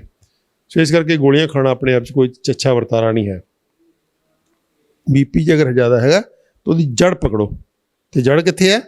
ਜੜ ਹੈਗੀ ਆ ਤੁਹਾਡੇ ਕਿ ਤੁਹਾਡਾ ਨਾਈਟ੍ਰਸ ਆਕਸਾਈਡ ਨਹੀਂ ਬਣ ਰਿਹਾ, ਤੁਹਾਡਾ ਜਿਹੜਾ ਰਹਿਣ ਸਹਿਣ ਸੀਗਾ, ਖਾਣਾ ਪੀਣਾ ਸੀਗਾ, ਰਹਿਣ ਸਹਿਣ ਸੀਗਾ, ਸਟਰੈਸ ਸੀਗਾ ਬਹੁਤ ਜ਼ਿਆਦਾ, ਉਹ ਚੀਜ਼ਾਂ ਜਿਹੜੀਆਂ ਨੇ ਉਹ ਅਸਲ 'ਚ ਉਹ ਨੇ ਜਿਹੜੀਆਂ ਤੁਹਾਨੂੰ ਰॉ ਫੂਡ ਨਹੀਂ ਖਾ ਰਹੇ ਤੁਸੀਂ, ਉਹ ਫੂਡਸ ਨਹੀਂ ਖਾ ਰਹੇ ਜਿਨ੍ਹਾਂ ਨੇ ਤੁਹਾਡੇ ਨਾਈਟ੍ਰਸ ਆਕਸਾਈਡ ਬਣਾਉਣਾ ਸੀ, ਜਾਂ ਜਿਨ੍ਹਾਂ ਨੇ ਅੰਦਰੋਂ ਤੁਹਾਨੂੰ ਬੋਡੀ ਦਾ ਕਲੀਨਜ਼ਿੰਗ ਮੈਕੈਨਿਜ਼ਮ ਕਰਨਾ ਸੀਗਾ। ਤਾਂ ਸਾਰੇ ਦਾ ਸਾਰਾ ਕਿਤੇ ਨਾ ਕਿਤੇ ਉਹ ਇਸ ਕਰਕੇ ਹੋਇਆ। ਜੜ ਉੱਥੇ ਆ, ਅਸੀਂ ਜੜ ਤਾਂ ਪਕੜੀ ਨਹੀਂ, ਅਸੀਂ ਚੱਕ ਕੇ ਗੋਲੀਆਂ ਖਵਾਉਣੀਆਂ ਸ਼ੁਰੂ ਕਰਤੀਆਂ। ਗੋਲੀਆਂ ਖਵਾ ਕੇ ਬੀਪੀ ਘਟਾ ਦਿੱਤਾ, ਬੀਪੀ ਘਟਾ ਕੇ ਫਿਰ ਕੀ ਅਚੀਵ ਕੀਤਾ? ਰੀਡਿੰਗ ਚੀਜ਼ ਵੀ ਕੀਤੀ ਹੈ ਤੇ ਉਹਦਾ ਕੀ ਫਾਇਦਾ? ਕਿਉਂਕਿ ਜਿਹੜਾ ਰੀਅਲ ਬੀਪੀ ਕੋਈ ਰਿਸਕੀ ਹੋ ਸਕਦਾ ਉਹ ਹੈ 160-100 ਵਾਲਾ ਬੀਪੀ ਜਿਹੜਾ ਹੈ ਜਾਂ ਉਸ ਤੋਂ ਉੱਪਰ ਵਾਲਾ ਬੀਪੀ ਹੈ ਉਹ ਰਿਸਕੀ ਹੋ ਸਕਦਾ ਹੈ ਕਿ ਤੁਹਾਡੀ ਕੋਈ ਨਾੜ ਨਾ ਫਟ ਜਾਏ, ਠੀਕ ਹੈ। ਲੇਕਿਨ ਉਸ ਤੋਂ ਥੱਲੇ ਵਾਲਾ ਬੀਪੀ ਦਾ ਰਿਸਕੀ ਨਹੀਂ ਹੈ। ਉਹ ਤੁਹਾਨੂੰ ਸਿੰਪਟਮ ਕਰ ਸਕਦਾ, ਤੁਹਾਨੂੰ ਕੋਈ ਹੈਡੇਕ ਕਰ ਸਕਦਾ, ਕੋਈ ਹੋਰ ਕਰ ਸਕਦਾ, ਲੇਕਿਨ ਰਿਸਕੀ ਨਹੀਂ ਹੈ ਉਹ। ਇਸ ਕਰਕੇ ਉਹਨੂੰ ਸੇਫ ਥਾਂ 'ਤੇ ਲਿਆ ਕੇ ਜਿਹੜਾ ਹੁਣ ਇਹ ਕਹਿੰਦੇ ਆ ਕਿ 140-90 ਤੋਂ ਥੱਲੇ ਤਾਂ ਦਵਾਈ ਖਾਣ ਦਾ ਮਤਲਬ ਹੀ ਨਹੀਂ ਕੋਈ। 140-90 ਤੋਂ ਦਵਾਈ ਖਾਣ ਜਦੋਂ ਉੱਪਰ ਜਾਂਦਾ ਤਾਂ ਫਿਰ ਦਵਾਈ ਟੈਂਪਰੇਰੀਲੀ ਖਾ ਲਓ। 160-100 ਅਗਰ ਹੈਗਾ ਤਾਂ ਫਿਰ ਪੱਕਾ ਹੀ ਇੱਕ ਵਾਰੀ ਉਹਨੂੰ ਕੰਟਰੋਲ 'ਚ ਰੱਖੋ ਤਾਂ ਕਿ ਉਹਦਾ ਕੋਈ ਨੁਕਸਾਨ ਨਾ ਹੋ ਜਾਏ। ਸੋ ਇਹ ਤਿੰਨ ਫੀਡਿੰਗ ਰੀਡਿੰਗ ਯਾਦ ਰੱਖਣੀਆਂ ਨੇ। 140-90 ਤੋਂ ਘੱਟ ਅਗਰ ਬੀਪੀ ਹੈ ਤਾਂ ਦਵਾਈ ਨਹੀਂ ਖਾਣੀ। 140-90 ਟੱਚ ਕਰ ਰਿਹਾ ਤਾਂ ਹਲਕੀ ਫੁਲਕੀ ਕੋਈ ਦਵਾਈ ਖਾ ਸਕਦੇ ਹਾਂ ਜਾਂ ਹਰਬਲ ਦਵਾਈ ਖਾ ਸਕਦੇ ਹਾਂ, ਜਾਂ ਤੁਹਾਡੇ ਵਾਸਤੇ ਇੱਕ ਵਾਰਨਿੰਗ ਸਿਗਨਲ ਹੈ ਕਿ ਤੁਹਾਡਾ ਬੀਪੀ ਜਿਹੜਾ ਹੁਣ ਵੱਧ ਰਿਹਾ ਅਤੇ ਤੁਸੀਂ ਹੁਣ ਆਪਣਾ ਚਾਲ ਚੱਲਣ ਠੀਕ ਕਰੋ, ਰਹਿਣਾ ਸਹਿਣਾ ਖਾਣਾ ਪੀਣਾ ਠੀਕ ਕਰੋ, ਉਹਨੂੰ ਵਾਰਨਿੰਗ ਦੇ ਤੌਰ 'ਤੇ ਲਓ। ਤਾਂ ਜਦੋਂ ਮੂਵਮੈਂਟ ਤੁਸੀਂ ਠੀਕ ਕਰੋਗੇ ਨਾਲ ਦੀ ਨਾਲ ਬੀਪੀ ਠੀਕ ਰਹਿਣ ਲੱਗ ਜਾਂਦਾ। ਅੱਗੇ ਵਧਣ ਤੋਂ ਪਹਿਲਾਂ ਇੱਕ ਡਿਸਕਲੇਮਰ ਦੇ ਦਈਏ ਕਿ ਇਹ ਪ੍ਰੋਗਰਾਮ ਮੈਡੀਕਲ ਐਡਵਾਈਸ ਲਈ ਨਹੀਂ ਹੈ। ਇਹ ਪ੍ਰੋਗਰਾਮ ਸਿਰਫ ਤੇ ਸਿਰਫ ਜਾਣਕਾਰੀ ਲਈ ਹੈ, ਅਤੇ ਜੇ ਜਾਣਕਾਰੀ ਹਾਸਲ ਕਰਕੇ ਤੁਹਾਨੂੰ ਕੋਈ ਫਾਇਦਾ ਹੁੰਦਾ ਤਾਂ ਹੀ ਇਸ ਪ੍ਰੋਗਰਾਮ ਦੀ ਕਾਮਯਾਬੀ ਮੰਨੀ ਜਾਏਗੀ। Before we move forward, I would like to give a disclaimer here that this program is not meant for medical advice. This is only for information. So doctor ਸਾਹਿਬ, ਜਿਹੜਾ ਬੀਪੀ ਤੁਸੀਂ ਘਟਣ ਦੀ ਗੱਲ ਕੀਤੀ ਹੈ ਅਤੇ ਬੀਪੀ ਵਧਣ ਦੀ ਗੱਲ ਕੀਤੀ ਹੈ, ਆਪਾਂ ਇਹਦੇ 'ਚ ਇਹ ਵੀ ਜ਼ਿਕਰ ਕਰ ਦਈਏ ਜਿਵੇਂ ਆਪਾਂ ਪਿਛਲੀ ਵਾਰੀ ਆਪਾਂ ਗੱਲ ਕੀਤੀ ਸੀ ਜਿਹੜੀ ਡਾਇਬਟੀਜ਼ ਦੇ ਵਿੱਚ ਮੈਟਫੋਰਮਿਨ ਅਤੇ ਕੁਛ ਦਵਾਈਆਂ ਆਪਾਂ ਦੱਸੀਆਂ ਸੀ ਵੀ ਉਹ ਕੀ ਕਰਦੀਆਂ ਅਤੇ ਕਿੱਦਾਂ ਕਰਦੀਆਂ ਨੇ, ਇਹਦੀਆਂ ਵੀ ਕੁਛ ਪਰਟੀਕੂਲਰ ਦਵਾਈਆਂ ਹੁੰਦੀਆਂ ਨੇ? ਹਾਂ ਬਿਲਕੁਲ, ਇਹਦੇ ਕਈ ਗਰੁੱਪ ਨੇ। ਉਹਦੇ 'ਚ ਜਦੋਂ ਦਵਾਈਆਂ ਆਪਾਂ ਘਟਾਉਣੀਆਂ ਨੇ, ਆਪਾਂ ਜਦੋਂ ਉਹਦੀ ਰੂਟ 'ਤੇ ਜੜ੍ਹ 'ਤੇ ਕੰਮ ਕਰਨ ਲੱਗ ਗਏ, ਆਪਾਂ ਖਾਣਾ ਵੀ ਸੁਧਾਰ ਲਿਆ, ਆਪਾਂ ਕੁਛ ਮੈਡੀਸਨਲ ਪਲਾਂਟਸ ਵੀ ਯੂਜ਼ ਕਰਨ ਲੱਗੇ ਹਾਂ ਜਿਹੜੇ ਕਿ ਬੀਪੀ ਨੂੰ ਠੀਕ ਕਰਦੇ ਆ ਜਾਂ ਨਾਈਟ੍ਰਸ ਆਕਸਾਈਡ ਵਧਾਉਂਦੇ ਆ, ਅਤੇ ਆਪਣਾ ਐਕਸਰਸਾਈਜ਼ ਵੀ ਕਰਨ ਲੱਗੇ, ਯੋਗਾ ਵੀ ਕਰਨ ਲੱਗੇ, ਆਪਾਂ ਸਟ੍ਰੈਸ ਮੈਨੇਜਮੈਂਟ ਵੀ ਕਰਦੇ ਹਾਂ, ਆਪਣਾ ਮਨ ਤਣਾਅ 'ਚ ਨਾ ਰਹੇ, ਡੀਪ ਬਰੀਥਿੰਗ ਕਰਦੇ ਹਾਂ। ਉਹ ਸਾਡੇ ਕੋਲ ਹਰ ਚੀਜ਼ ਦਾ ਹੱਲ ਹੈਗਾ। ਖੁਸ਼ ਰਹਿੰਦੇ ਹਾਂ, ਕੋਈ ਹੱਸਦੇ ਆ, ਕੋਈ ਨੱਚਦੇ ਟੱਪਦੇ ਆ, ਕੋਈ ਗਾਉਂਦੇ ਆ, ਤਾਂ ਸਾਡਾ ਇਹ ਸਾਰਾ ਕੁਛ ਜਦੋਂ ਕਰ ਲੈਂਦੇ ਹਾਂ ਅਸੀਂ, ਤਾਂ ਉਦੋਂ ਬਾਅਦ ਜਿਹੜਾ ਬੀਪੀ ਹੈ ਸਾਡਾ ਉਹ ਠੀਕ ਰਹਿਣਾ ਸ਼ੁਰੂ ਹੋ ਜਾਂਦਾ। ਤਾਂ ਉਹ ਜਿਹੜਾ ਦਵਾਈਆਂ ਸਭ ਤੋਂ ਪਹਿਲਾਂ ਜਿਹੜੀ ਕਰਨੀ ਅਸੀਂ, ਉਹਦੇ 'ਚ 2-3 ਦਵਾਈਆਂ ਨੇ। ਇੱਕ ਤਾਂ ਬੀਟਾ ਬਲੋਕਰਸ ਹੁੰਦੇ ਆ, ਇੱਕ ਨੇ ਪਿਸ਼ਾਬ ਵਾਲੀਆਂ ਗੋਲੀਆਂ ਜਿਹਨੂੰ ਆਪਾਂ ਪਿਸ਼ਾਬ ਵਾਲੀ ਗੋਲੀ ਕਹਿੰਦੇ ਹਾਂ, ਡਾਇਊਰੈਟਿਕਸ। ਇਹ ਦੋਨੋਂ ਦਵਾਈਆਂ ਜਿਹੜੀਆਂ ਨੇ ਇਹ ਪਹਿਲਾਂ ਬੰਦ ਕਰੀਆਂ ਜਾਣ ਤਾਂ ਵਧੀਆ। ਬੀਟਾ ਬਲੋਕਰਸ ਅਤੇ ਡਾਇਰੈਟਿਕਸ ਇਹ ਕੀ ਕਰਦੀਆਂ ਨੇ ਬਾਡੀ 'ਚ? ਬੀਟਾ ਬਲੋਕਰ ਜਿਹੜੇ ਨੇ ਹਾਰਟ ਰੇਟ ਨੂੰ ਸਲੋ ਕਰ ਦਿੰਦੇ ਆ, ਪਰ ਬਾਡੀ ਹਾਰਟ ਰੇਟ ਨੂੰ ਫਾਸਟ ਕਰਨ ਦੀ ਕੋਸ਼ਿਸ਼ ਕਰ ਰਹੀ ਹੈ, ਤੁਸੀਂ ਧੱਕੇ ਨਾਲ ਉਹਨੂੰ ਸਲੋ ਕਰ ਰਹੇ ਹੋ ਤਾਂ ਕਈ ਵਾਰੀ ਉਹਦਾ ਨੁਕਸਾਨ ਹੋ ਸਕਦਾ। ਤਾਂ ਬੀਟਾ ਬਲੋਕਰ ਜਿਹੜੇ ਨੇ ਅਤੇ ਪਰ ਡਾਇਊਰੈਟਿਕਸ ਵੀ ਖਤਰਨਾਕ ਦਵਾਈ ਹੈ ਬਹੁਤ। ਡਾਇਊਰੈਟਿਕ ਵੀ ਜਲਦੀ ਨਹੀਂ ਲੈਣੇ ਚਾਹੀਦੇ। ਤਾਂ ਡਾਇਊਰੈਟਿਕ ਜਿਹੜਾ ਉਹ ਹਿਸਾਬ ਸਿਰ ਬੰਦ ਕਰਨਾ ਹੁੰਦਾ, ਸਲੋਲੀ। ਸਪੋਜ਼ ਕੋਈ ਤੁਸੀਂ ਡਾਇਊਰੈਟਿਕ ਲੈ ਰਹੇ ਹੋ ਤਾਂ ਉਹਨੂੰ ਪਹਿਲਾਂ ਆਲਟਰਨੇਟ ਡੇ ਕਰ ਦਿਓ, ਫਿਰ ਉਹਨੂੰ ਹੌਲੀ ਬੰਦ ਕਰ ਦਿਓ। ਉਹ ਕਿਡਨੀ 'ਚ ਪਿਸ਼ਾਬ ਰਾਹੀਂ ਸੋਡੀਅਮ ਕੱਢ ਦਿੰਦਾ ਬਾਹਰ, ਅਤੇ ਉਹਦੇ ਨਾਲ ਬੀਪੀ ਘੱਟ ਜਾਂਦਾ। ਜੇ ਸੋਡੀਅਮ ਜੇ ਮੰਨ ਲਓ ਬੋਡੀ ਦੇ ਅੰਦਰ ਸੋਡੀਅਮ ਵੱਧ ਗਿਆ ਤਾਂ ਕੀ ਉਹਨੂੰ ਪੋਟਾਸ਼ੀਅਮ ਥੋੜ੍ਹਾ ਜਿਹਾ ਦੇ ਕੇ ਨਹੀਂ ਉਹਨੂੰ ਬੈਲੈਂਸ ਕੀਤਾ ਜਾ ਸਕਦਾ? ਕਿਉਂਕਿ ਸੋਡੀਅਮ ਅਤੇ ਪੋਟਾਸ਼ੀਅਮ ਦੀ ਜਿਹੜੀ ਰੇਸ਼ੋ ਬਰਾਬਰ ਹੋਵੇ ਤਾਂ ਵੀ ਬੈਟਰ ਹੋ ਜਾਂਦਾ। ਪੋਟਾਸ਼ੀਅਮ ਰਿਚ ਫੂਡਸ ਆਪਾਂ ਤਾਂ ਹੀ ਤਾਂ ਫਾਇਦਾ। ਜਿਵੇਂ ਹਰੇ ਪੱਤਿਆਂ ਵਾਲੀ ਚੀਜ਼ ਹੋਣਗੀਆਂ ਉਹ ਚੀਜ਼ਾਂ ਕਿਉਂਕਿ ਸੋਡੀਅਮ ਅਤੇ ਪੋਟਾਸ਼ੀਅਮ ਬਰਾਬਰ ਰਹੇਗਾ ਤਾਂ ਫਿਰ ਗੜਬੜ ਨਹੀਂ ਹੁੰਦੀ। ਅਤੇ ਜੇ ਸੋਡੀਅਮ ਵਧਿਆ ਪਿਆ ਤਾਂ ਫਿਰ ਉਹਨੂੰ ਹਰੀਆਂ ਸਬਜ਼ੀਆਂ ਜਾਂ ਮਰਿੰਗਾ ਜਾਂ ਫਿਰ ਸਪੈਰੋਲੀਨਾ ਜਾਂ ਫਿਰ ਵੀਟ ਗ੍ਰਾਸ ਇੱਦਾਂ ਦੀਆਂ ਚੀਜ਼ਾਂ ਦੇ ਕੇ ਨਹੀਂ ਬੈਲੈਂਸ ਕੀਤਾ ਜਾ ਸਕਦਾ? ਬਿਲਕੁਲ ਕੀਤਾ ਜਾ ਸਕਦਾ, ਕਿਉਂਕਿ ਸੋਡੀਅਮ ਅਤੇ ਪੋਟਾਸ਼ੀਅਮ ਦਾ ਜੋੜ ਜਿਹੜਾ ਉਹ ਫਿਕਸ ਰਹਿੰਦਾ। ਸੋਡੀਅਮ ਪਲੱਸ ਪੋਟਾਸ਼ੀਅਮ ਬਾਡੀ 'ਚ ਫਿਕਸ ਹੈ। ਤੁਸੀਂ ਮੂਵਮੈਂਟ ਪੋਟਾਸ਼ੀਅਮ ਵਾਲੇ ਫੂਡ ਖਾਓਗੇ ਤਾਂ ਸੋਡੀਅਮ ਆਟੋਮੈਟਿਕ ਬਾਹਰ ਉਹ ਖਾਣ ਦੀ ਲੋੜ ਹੀ ਨਹੀਂ ਜਿਹੜੀ ਪਿਸ਼ਾਬ ਵਾਲੀਆਂ ਗੋਲੀਆਂ। ਹਾਂ, ਲੋੜ ਹੀ ਨਹੀਂ ਪਏਗੀ। ਸੋ ਸਾਨੂੰ ਜਿਹੜੇ ਰॉ ਫੂਡਸ ਨੇ, ਜਿੰਨੇ ਫਲ ਨੇ, ਸਲਾਦ ਹੈ, ਪੱਤੇਦਾਰ ਸਬਜ਼ੀਆਂ, ਇਹ ਸਾਰੀਆਂ ਪੋਟਾਸ਼ੀਅਮ ਰਿਚ ਫੂਡਸ ਹੁੰਦੇ ਆ। ਸੋ ਪੋਟਾਸ਼ੀਅਮ ਰਿਚ ਫੂਡਸ ਅਗਰ ਖਾਵਾਂਗੇ ਆਪਾਂ ਤਾਂ ਉਹ ਸੋਡੀਅਮ ਆਪਣੇ ਆਪ ਘੱਟ ਜਾਂਦਾ। ਸੋ ਦੂਜੀ ਗੱਲ ਇਹ ਕਿ ਨਮਕ ਬਹੁਤ ਜ਼ਿਆਦਾ ਨਹੀਂ ਖਾਣਾ ਚਾਹੀਦਾ। ਨਮਕ ਜਿੰਨਾ ਖਾਣਾ ਵੀ ਹੈ ਉਹ ਬੈਲੈਂਸਡ ਖਾਓ। ਜਿਹੜਾ ਸੇਂਦਾ ਨਮਕ ਹੈ ਜਾਂ ਸੀ ਸਾਲਟ ਹੈ, ਜਿਹੜਾ ਰਿਫਾਈਨਡ ਸਾਲਟ ਹੈ ਜਿਹੜਾ ਲਿਫਾਫਿਆਂ 'ਚ ਮਿਲਦਾ, ਇਹ ਨਾ ਖਾਓ ਕਿਉਂਕਿ ਇਹ ਸ਼ੁੱਧ ਸੋਡੀਅਮ ਹੈ। ਤਾਂ ਸ਼ੁੱਧ ਸੋਡੀਅਮ ਵਾਲੀ ਚੀਜ਼ ਨਾ ਖਾ ਕੇ ਆਪਾਂ ਜਿਹੜਾ ਬੈਲੈਂਸਡ ਸੋਡੀਅਮ ਸਾਲਟ ਹੈ ਉਹ ਸੀ ਸਾਲਟ ਹੈ। ਸੀ ਸਾਲਟ ਤੋਂ ਨਾ ਤੋਂ ਨਹੀਂ ਘਬਰਾਉਣ ਦੀ ਲੋੜ। ਸੀ ਸਾਲਟ ਉਹੀ ਸਾਲਟ ਜਿਹੜਾ ਡਲੇ ਵਾਲਾ ਸਾਲਟ ਪੁਰਾਣਾ ਆਪਾਂ ਖਾਂਦੇ ਸੀਗੇ, ਜਿਹੜਾ ਕਿ ਅੱਜ ਬੈਨ ਕਰਤਾ ਹੋਇਆ ਇਹਨਾਂ ਨੇ ਵਿਕਣਾ, ਲੇਕਿਨ ਜੇ ਲੱਭੋਗੇ ਤਾਂ ਕਿਤੇ ਨਾ ਕਿਤੇ ਮਿਲ ਜਾਏਗਾ ਉਹ ਸੀ ਸਾਲਟ ਵੀ। ਤਾਂ ਦੂਜਾ ਗੱਲ ਤੁਹਾਡੇ ਕੋਲ ਰੌਕ ਸਾਲਟ ਹੈਗਾ। ਰੌਕ ਸਾਲਟ ਦੀਆਂ 3-4 ਵੈਰਾਈਟੀਜ਼ ਨੇ। ਸਿੰਧਾ ਨਮਕ ਹੈ, ਤੁਹਾਡਾ ਪਾਕਿਸਤਾਨੀ ਨੂਣ ਹੈ, ਥੋੜਾ ਪਿੰਕ ਰੌਕ ਸਾਲਟ ਹੈ, ਕੋਈ 3-4 ਵੈਰਾਈਟੀਜ਼ ਨੇ, ਅਲੱਗ-ਅਲੱਗ ਟੇਸਟ ਨੇ ਉਹਨਾਂ ਦੇ, ਉਹ ਬੈਲੈਂਸ ਨੇ। ਉਹਦੇ ਅੰਦਰ ਸੋਡੀਅਮ ਹੁੰਦਾ ਜੀ, ਇਹ ਇੱਕ ਕਾਰਨ ਬਣਦਾ ਬਲੱਡ ਪ੍ਰੈਸ਼ਰ ਦਾ। ਜੇ ਸੋਡੀਅਮ ਵੱਧ ਜੇ ਤਾਂ ਬਲੱਡ ਪ੍ਰੈਸ਼ਰ ਦਾ ਕਾਰਨ ਬਣਦਾ ਹੈ। ਸੋਡੀਅਮ ਰਿਟੈਂਸ਼ਨ ਹੋ ਜਾਂਦੀ ਹੈ। ਸੋਡੀਅਮ ਰਿਟੈਂਸ਼ਨ ਅਗਰ ਹੋਏਗੀ ਤਾਂ ਉਹਦੇ ਨਾਲ ਥੋੜ੍ਹਾ ਜਿਹਾ ਜਿਹੜਾ ਬਲੱਡ ਦਾ ਵੋਲੀਅਮ ਹੈ ਉਹ ਘਟ ਜਾਂਦਾ। ਤੇ ਜਿਨ੍ਹਾਂ ਨੂੰ ਬਲੱਡ ਪ੍ਰੈਸ਼ਰ ਦੀ ਬਿਮਾਰੀ ਹੈਗੀ ਆ, ਉਹਨਾਂ ਨੂੰ ਫਿਰ ਪੋਟਾਸ਼ੀਅਮ ਰਿਚ ਫੂਡਸ ਖਾਣੇ ਚਾਹੀਦੇ ਨੇ। ਬਿਲਕੁਲ ਪੋਟਾਸ਼ੀਅਮ ਰਿਚ ਫੂਡ ਖਾਣੇ ਚਾਹੀਦੇ, ਔਰ ਨਮਕ ਥੋੜ੍ਹਾ ਜਿਹਾ ਘੱਟ ਖਾਣਾ ਚਾਹੀਦਾ। ਲੇਕਿਨ ਨਮਕ ਬਹੁਤ ਘੱਟ ਹਿੰਦੁਸਤਾਨ ਦੀ ਸਿਚੁਏਸ਼ਨ 'ਚ ਜਿੰਨਾ ਘੱਟ ਇਹਨਾਂ ਨੇ ਵੈਸਟਰਨ ਬੁੱਕ 'ਚ ਲਿਖ ਰੱਖਿਆ ਉਹ ਨਹੀਂ ਠੀਕ ਹੈ, ਕਿਉਂਕਿ ਵੈਸਟਰਨ ਲੋਕਾਂ ਨੂੰ ਪਸੀਨਾ ਨਹੀਂ ਆਉਂਦਾ, ਕਿਉਂਕਿ ਉੱਥੇ ਠੰਡੇ ਮੁਲਕ ਨੇ ਉਹ। ਸਾਡੇ ਦੇਸ਼ ਦੇ ਅੰਦਰ ਗਰਮੀਆਂ ਦੇ ਅੰਦਰ ਤੁਸੀਂ ਨਮਕ ਘੱਟ ਖਾਓਗੇ ਤਾਂ ਬਹੁਤ ਸਾਰੀਆਂ ਦਿੱਕਤਾਂ ਆਉਣਗੀਆਂ। ਲੋਕ ਥੋੜ੍ਹੀ ਲੋਸ ਨਾਲ ਮੈਂ ਬੰਦੇ ਮਰੀਜ਼ ਦਾਖਲ ਹੁੰਦੇ ਦੇਖੇ ਹਸਪਤਾਲ 'ਚ ਜਾ ਕੇ। ਸੋ ਇਸ ਕਰਕੇ ਥੋੜ੍ਹਾ ਜਿਹਾ ਚੇਤਨ ਹੋ ਕੇ ਇਹ ਗੱਲ ਜਿਹੜੀ ਨਮਕ ਘੱਟ ਖਾਣ ਵਾਲੀ ਹੈ, ਥੋੜ੍ਹਾ ਚੇਤਨ ਹੋ ਕੇ ਕਰਨੀ ਹੈ। ਕਿਉਂਕਿ ਜੇ ਆਪਾਂ ਅੰਨ੍ਹੇਵਾਹ ਕਰਾਂਗੇ, ਵੈਸਟਰਨ ਬੁੱਕਸ ਨੂੰ ਫੋਲੋ ਕਰਾਂਗੇ, ਤਾਂ ਥੋੜ੍ਹਾ ਜਿਹਾ ਧੋਖਾ ਹੋ ਜਾਏਗਾ। ਕਿਉਂਕਿ ਤੁਹਾਨੂੰ ਤਾਂ ਪਸੀਨਾ ਬਹੁਤ ਆਉਣਾ। ਤੁਸੀਂ ਮੰਨ ਲਓ ਧੁੱਪੇ ਤੋਂ ਆ ਰਹੇ ਹੋ, ਐਕਸਰਸਾਈਜ਼ ਕਰਕੇ ਆ ਰਹੇ ਹੋ, ਜਿੰਮ ਜਾ ਕੇ ਆ ਰਹੇ ਹੋ, ਤੁਹਾਡਾ ਦੜ ਪਸੀਨਾ ਨਿਕਲਣਾ, ਅਤੇ ਪਸੀਨੇ 'ਚ ਜ਼ਿਆਦਾ ਸੋਡੀਅਮ ਨਿਕਲਦਾ। ਤਾਂ ਸੋਡੀਅਮ ਲੋਸ ਅਗਰ ਹੋਏਗਾ ਤਾਂ ਤੁਹਾਨੂੰ ਦਿੱਕਤਾਂ ਆਉਣਗੀਆਂ। ਤੁਹਾਡੇ ਲੱਤਾਂ 'ਤੇ ਕੜਲਾਂ ਪੈਣੀਆਂ ਸ਼ੁਰੂ ਹੋ ਜਾਣਗੀਆਂ, ਤੁਹਾਡੀ ਵੀਕਨੈਸ ਹੋਏਗੀ ਬਹੁਤ ਜ਼ਿਆਦਾ, ਕੰਮ ਨਹੀਂ ਕਰਿਆ ਜਾਏਗਾ, ਬਹੁਤ ਸਾਰੇ ਇੱਦਾਂ ਦੀਆਂ ਪ੍ਰੋਬਲਮ ਹੋਣਗੀਆਂ। ਆਪਾਂ ਹੁਣ ਇੱਥੇ ਮੈਂ ਜੇ ਇਹ ਗੱਲ ਨਾ ਕੀਤੀ ਤਾਂ ਸ਼ਾਇਦ ਆਪਣੀ ਗੱਲ ਅਧੂਰੀ ਰਹਿ ਜਾਏਗੀ। ਦਰਸ਼ਕ ਵੀ ਸ਼ਾਇਦ ਨਾਰਾਜ਼ ਹੋਣਗੇ ਵੀ ਤੁਸੀਂ ਇਹ ਤਾਂ ਗੱਲ ਕਰ ਲਈ। ਜਿਹੜਾ ਤਾਂ ਬਲੱਡ ਪ੍ਰੈਸ਼ਰ ਹਾਈ ਹੁੰਦਾ ਉਹਦੇ ਤੋਂ ਸੋਡੀਅਮ ਜਿਹੜੀ ਆ ਆਪਣੀ ਮਾਤਰਾ ਵੱਧ ਗਈ। ਜਿਹੜਾ ਜਿਹੜਾ ਬਲੱਡ ਪ੍ਰੈਸ਼ਰ ਲੋ ਹੁੰਦਾ ਉਹਦੇ ਵਿੱਚ ਤਾਂ ਮਤਲਬ ਸੋਡੀਅਮ ਦੀ ਮਾਤਰਾ ਘਟ ਗਈ ਬੋਡੀ ਦੇ ਵਿੱਚ, ਤੇ ਉਹਨੂੰ ਸੋਡੀਅਮ ਰਿਚ ਫੂਡ ਲੈਣੇ ਚਾਹੀਦੇ। ਉਹਨੂੰ ਆਪਾਂ ਕਹਿੰਦੇ ਅਸੀਂ ਵੀ ਨਮਕ ਵਾਲੀ ਸ਼ਿਕੰਜਵੀ ਪੀ ਲਓ। ਅਸੀਂ ਲੋ ਬੀਪੀ ਵਾਲੇ ਨੂੰ ਕਹਿੰਦੇ ਹਾਂ ਕਿ ਤੂੰ ਨਮਕ ਪਾ ਕੇ ਨਿੰਬੂ ਪਾਣੀ ਪੀ ਲਿਆ ਕਰ, ਨਮਕ ਲਾ ਪਾ ਕੇ। ਬਿਲਕੁਲ ਕੋ ਕਹਿੰਦੇ ਉਹਨੂੰ ਐਡਵਾਈਜ਼ ਕਰਦੇ ਹਾਂ ਥੋੜ੍ਹਾ ਨਮਕ ਖਾ। ਹੋ ਸਕਦਾ ਤੈਨੂੰ ਪਸੀਨਾ ਜ਼ਿਆਦਾ ਆ ਗਿਆ। ਪਸੀਨਾ ਜ਼ਿਆਦਾ ਆਪਾਂ ਲੋ ਬੀਪੀ 'ਚ ਕਾਊਂਟ ਨਹੀਂ ਸੀ ਕੀਤਾ, ਸ਼ਾਇਦ ਕਰ ਲਿਆ ਸੀ ਮੇਰਾ। ਤਾਂ ਲੋ ਪਸੀਨਾ ਆਉਣਾ ਵੀ, ਐਕਸੈਸਿਵ ਸਵੈਟਿੰਗ ਜਿਹੜੀ ਆ ਉਹ ਵੀ ਲੋ ਬੀਪੀ ਦਾ ਕਾਰਨ ਹੁੰਦੀ ਹੈ। ਐਕਸੈਸਿਵ ਸਵੈਟਿੰਗ ਹੋ ਜਾਏ, ਮੰਨ ਲਓ ਤੁਸੀਂ ਕਿਸੇ ਕਾਰਨ ਕਰਕੇ ਵੀ ਐਕਸੈਸਿਵ ਸਵੈਟਿੰਗ ਹੋ ਜਾਏ ਤਾਂ ਉਹ ਵੀ ਲੋ ਬੀਪੀ ਕਰਦੀ। ਤੇ ਹੁਣ ਇੱਥੇ ਨਾਲ ਇਹ ਵੀ ਦੱਸ ਦਈਏ ਕਿ ਜਿਹੜੇ ਬੰਦੇ ਜਿਨ੍ਹਾਂ ਦਾ ਬਲੱਡ ਪ੍ਰੈਸ਼ਰ ਘੱਟ ਰਿਹਾ, ਉਹਨਾਂ ਨੂੰ ਸੋਡੀਅਮ ਪੋਟਾਸ਼ੀਅਮ ਰਿਚ ਫੂਡ ਨਹੀਂ ਖਾਣੇ ਚਾਹੀਦੇ। ਇਹ ਵੀ ਨਹੀਂ, ਪੋਟਾਸ਼ੀਅਮ ਰਿਚ ਫੂਡਸ ਨਹੀਂ ਕੁਝ ਕਹਿੰਦੇ, ਲੇਕਿਨ ਨਮਕ ਜ਼ਰੂਰ ਲੈ ਲੈਣ। ਜੇ ਬੀਪੀ ਲੋ ਹੈ ਤਾਂ ਨਮਕ ਲੈ ਲੈਣ। ਮੰਨ ਲਓ ਸਲਾਦ ਤੁਸੀਂ ਖਾ ਰਹੇ ਹੋ ਤਾਂ ਸਲਾਦ 'ਚ ਨਮਕ ਪਾ ਲਓ। ਸੋ ਪੋਟਾਸ਼ੀਅਮ ਆਪਣੇ ਆਪ ਜਿਹੜਾ ਹੋਲ ਫੂਡ ਦੇ ਅੰਦਰ ਪੋਟਾਸ਼ੀਅਮ ਹੁੰਦਾ ਹੈ ਉਹ ਇੱਦਾਂ ਧੱਕੇ ਨਾਲ ਨਹੀਂ ਵੜਦਾ ਅੰਦਰ। ਕੈਮੀਕਲ ਰੂਪ ਜਿਵੇਂ ਪੋਟਾਸ਼ੀਅਮ ਸਿਟਰੇਟ ਵੱਖਰੇ ਜਿਹੜੇ ਹੁੰਦੇ ਨੇ, ਨਹੀਂ ਉਹਦਾ ਇੱਦਾਂ ਅਸੀਂ ਦਿੰਦੇ, ਇੱਦਾਂ ਯੂਜ਼ ਨਹੀਂ ਕਰਦੇ। ਉਹ ਤਾਂ ਪੇਸ਼ੈਂਟ ਨੂੰ ਹਸਪੀਟਲ 'ਚ ਯੂਜ਼ ਹੁੰਦਾ, ਉਹ ਐਕਸਟ੍ਰੀਮ ਕੇਸਿਸ 'ਚ ਯੂਜ਼ ਹੁੰਦਾ। ਰੂਟੀਨ 'ਚ ਯੂਜ਼ ਨਹੀਂ ਕਰਦੇ ਆਪਾਂ, ਉਹ ਸਿਰਫ ਐਕਸਟ੍ਰੀਮ ਕੇਸਿਸ 'ਚ ਯੂਜ਼ ਹੁੰਦਾ। ਰੂਟੀਨ 'ਚ ਆਪਾਂ ਫੂਡ 'ਚ ਯੂਜ਼ ਕਰਦੇ ਹਾਂ, ਹੋਲ ਫੂਡਸ। ਤਾਂ ਆਪਾਂ ਕਰ ਰਹੇ ਸੀ ਗੱਲ ਦਵਾਈਆਂ ਕਿੱਦਾਂ ਟੇਪਰ ਆਫ ਕਰਨੀ ਹੈ। ਸਭ ਤੋਂ ਪਹਿਲਾਂ ਹੋਵੇ ਤੁਹਾਡੇ ਡਾਇਊਰੈਟਿਕਸ ਜਿਹੜੇ ਨੇ, ਪਿਸ਼ਾਬ ਦੀ ਗੋਲੀ ਹੈ ਉਹ ਟੇਪਰ ਆਫ ਕਰ ਲਓ। ਫਿਰ ਬੀਟਾ ਬਲੋਕਰਸ ਕਰ ਲਓ, ਟੈਨੋਲੋਲ ਵਾਲਾ ਗਰੁੱਪ। ਫਿਰ ਹੌਲੀ ਹੌਲੀ ਬਲੋਡਿਪੀਨ ਹੈ ਜਾਂ ਹੋਰ ਕਿੰਨੇ ਸਾਲਟ ਨੇ, ਜਿਹੜੇ ਲਸਾਰਟਨ ਹੈ ਹੋਰ। ਤਾਂ ਉਹ ਲੇਕਿਨ ਪ੍ਰਿੰਸੀਪਲ ਉਹੀ ਰੱਖਣਾ ਕਿ ਸਲੋਲੀ ਟੇਪਰ ਆਫ ਕਰਨਾ। ਸਡਨਲੀ ਦਵਾਈਆਂ ਜਿਹੜੀਆਂ ਨੇ ਬੰਦ ਨਹੀਂ ਕਰੀਦੀਆਂ, ਕਿਉਂਕਿ ਸਡਨਲੀ ਕਈ ਵਾਰੀ ਬੀਪੀ ਫਿਰ ਹਾਈ ਨਾ ਹੋ ਜਾਵੇ। ਤਾਂ ਉਹ ਕੱਟ ਆਫ ਕੀ ਰੱਖਣਾ, 140/90। 140-90 ਟੱਚ ਕਰ ਰਿਹਾ ਤਾਂ ਦਵਾਈ ਨਹੀਂ ਘਟਾਉਣੀ। ਜੇ 140-90 ਟੱਚ ਕਰਨੋਂ ਹਟ ਗਿਆ ਤਾਂ ਦਵਾਈ ਘਟਾਉਣੀ ਹੈ। ਹੌਲੀ ਹੌਲੀ ਦਵਾਈ ਘਟਾਈ ਜਾਣੀ ਹੈ। ਔਰ ਬੀਪੀ ਨੂੰ ਬਹੁਤ ਲੋ ਨਹੀਂ ਰੱਖਣਾ। ਉਹ MG ਤਾਂ ਡਿਪੈਂਡ ਕਰਦਾ ਨਾ, ਹਰ ਮਰੀਜ਼ ਅਲੱਗ-ਅਲੱਗ ਹੈ। ਹੁਣ ਉਹਦੇ 'ਚ ਇਹੀ ਰੱਖੋ ਵੀ ਮੋਟਾ ਜਿਹਾ ਹੀ ਰੱਖੋ ਵੀ ਕਿੰਨੀਆਂ ਕੁ ਦਵਾਈਆਂ ਚੱਲ ਰਹੀਆਂ, ਜਿਸ ਹਿਸਾਬ ਨਾਲ ਉਸ ਹਿਸਾਬ ਨਾਲ ਇੱਕ ਦਵਾਈ ਫੜੀ ਜਾਓ ਅਤੇ ਉਹਨੂੰ ਘਟਾਈ ਜਾਓ।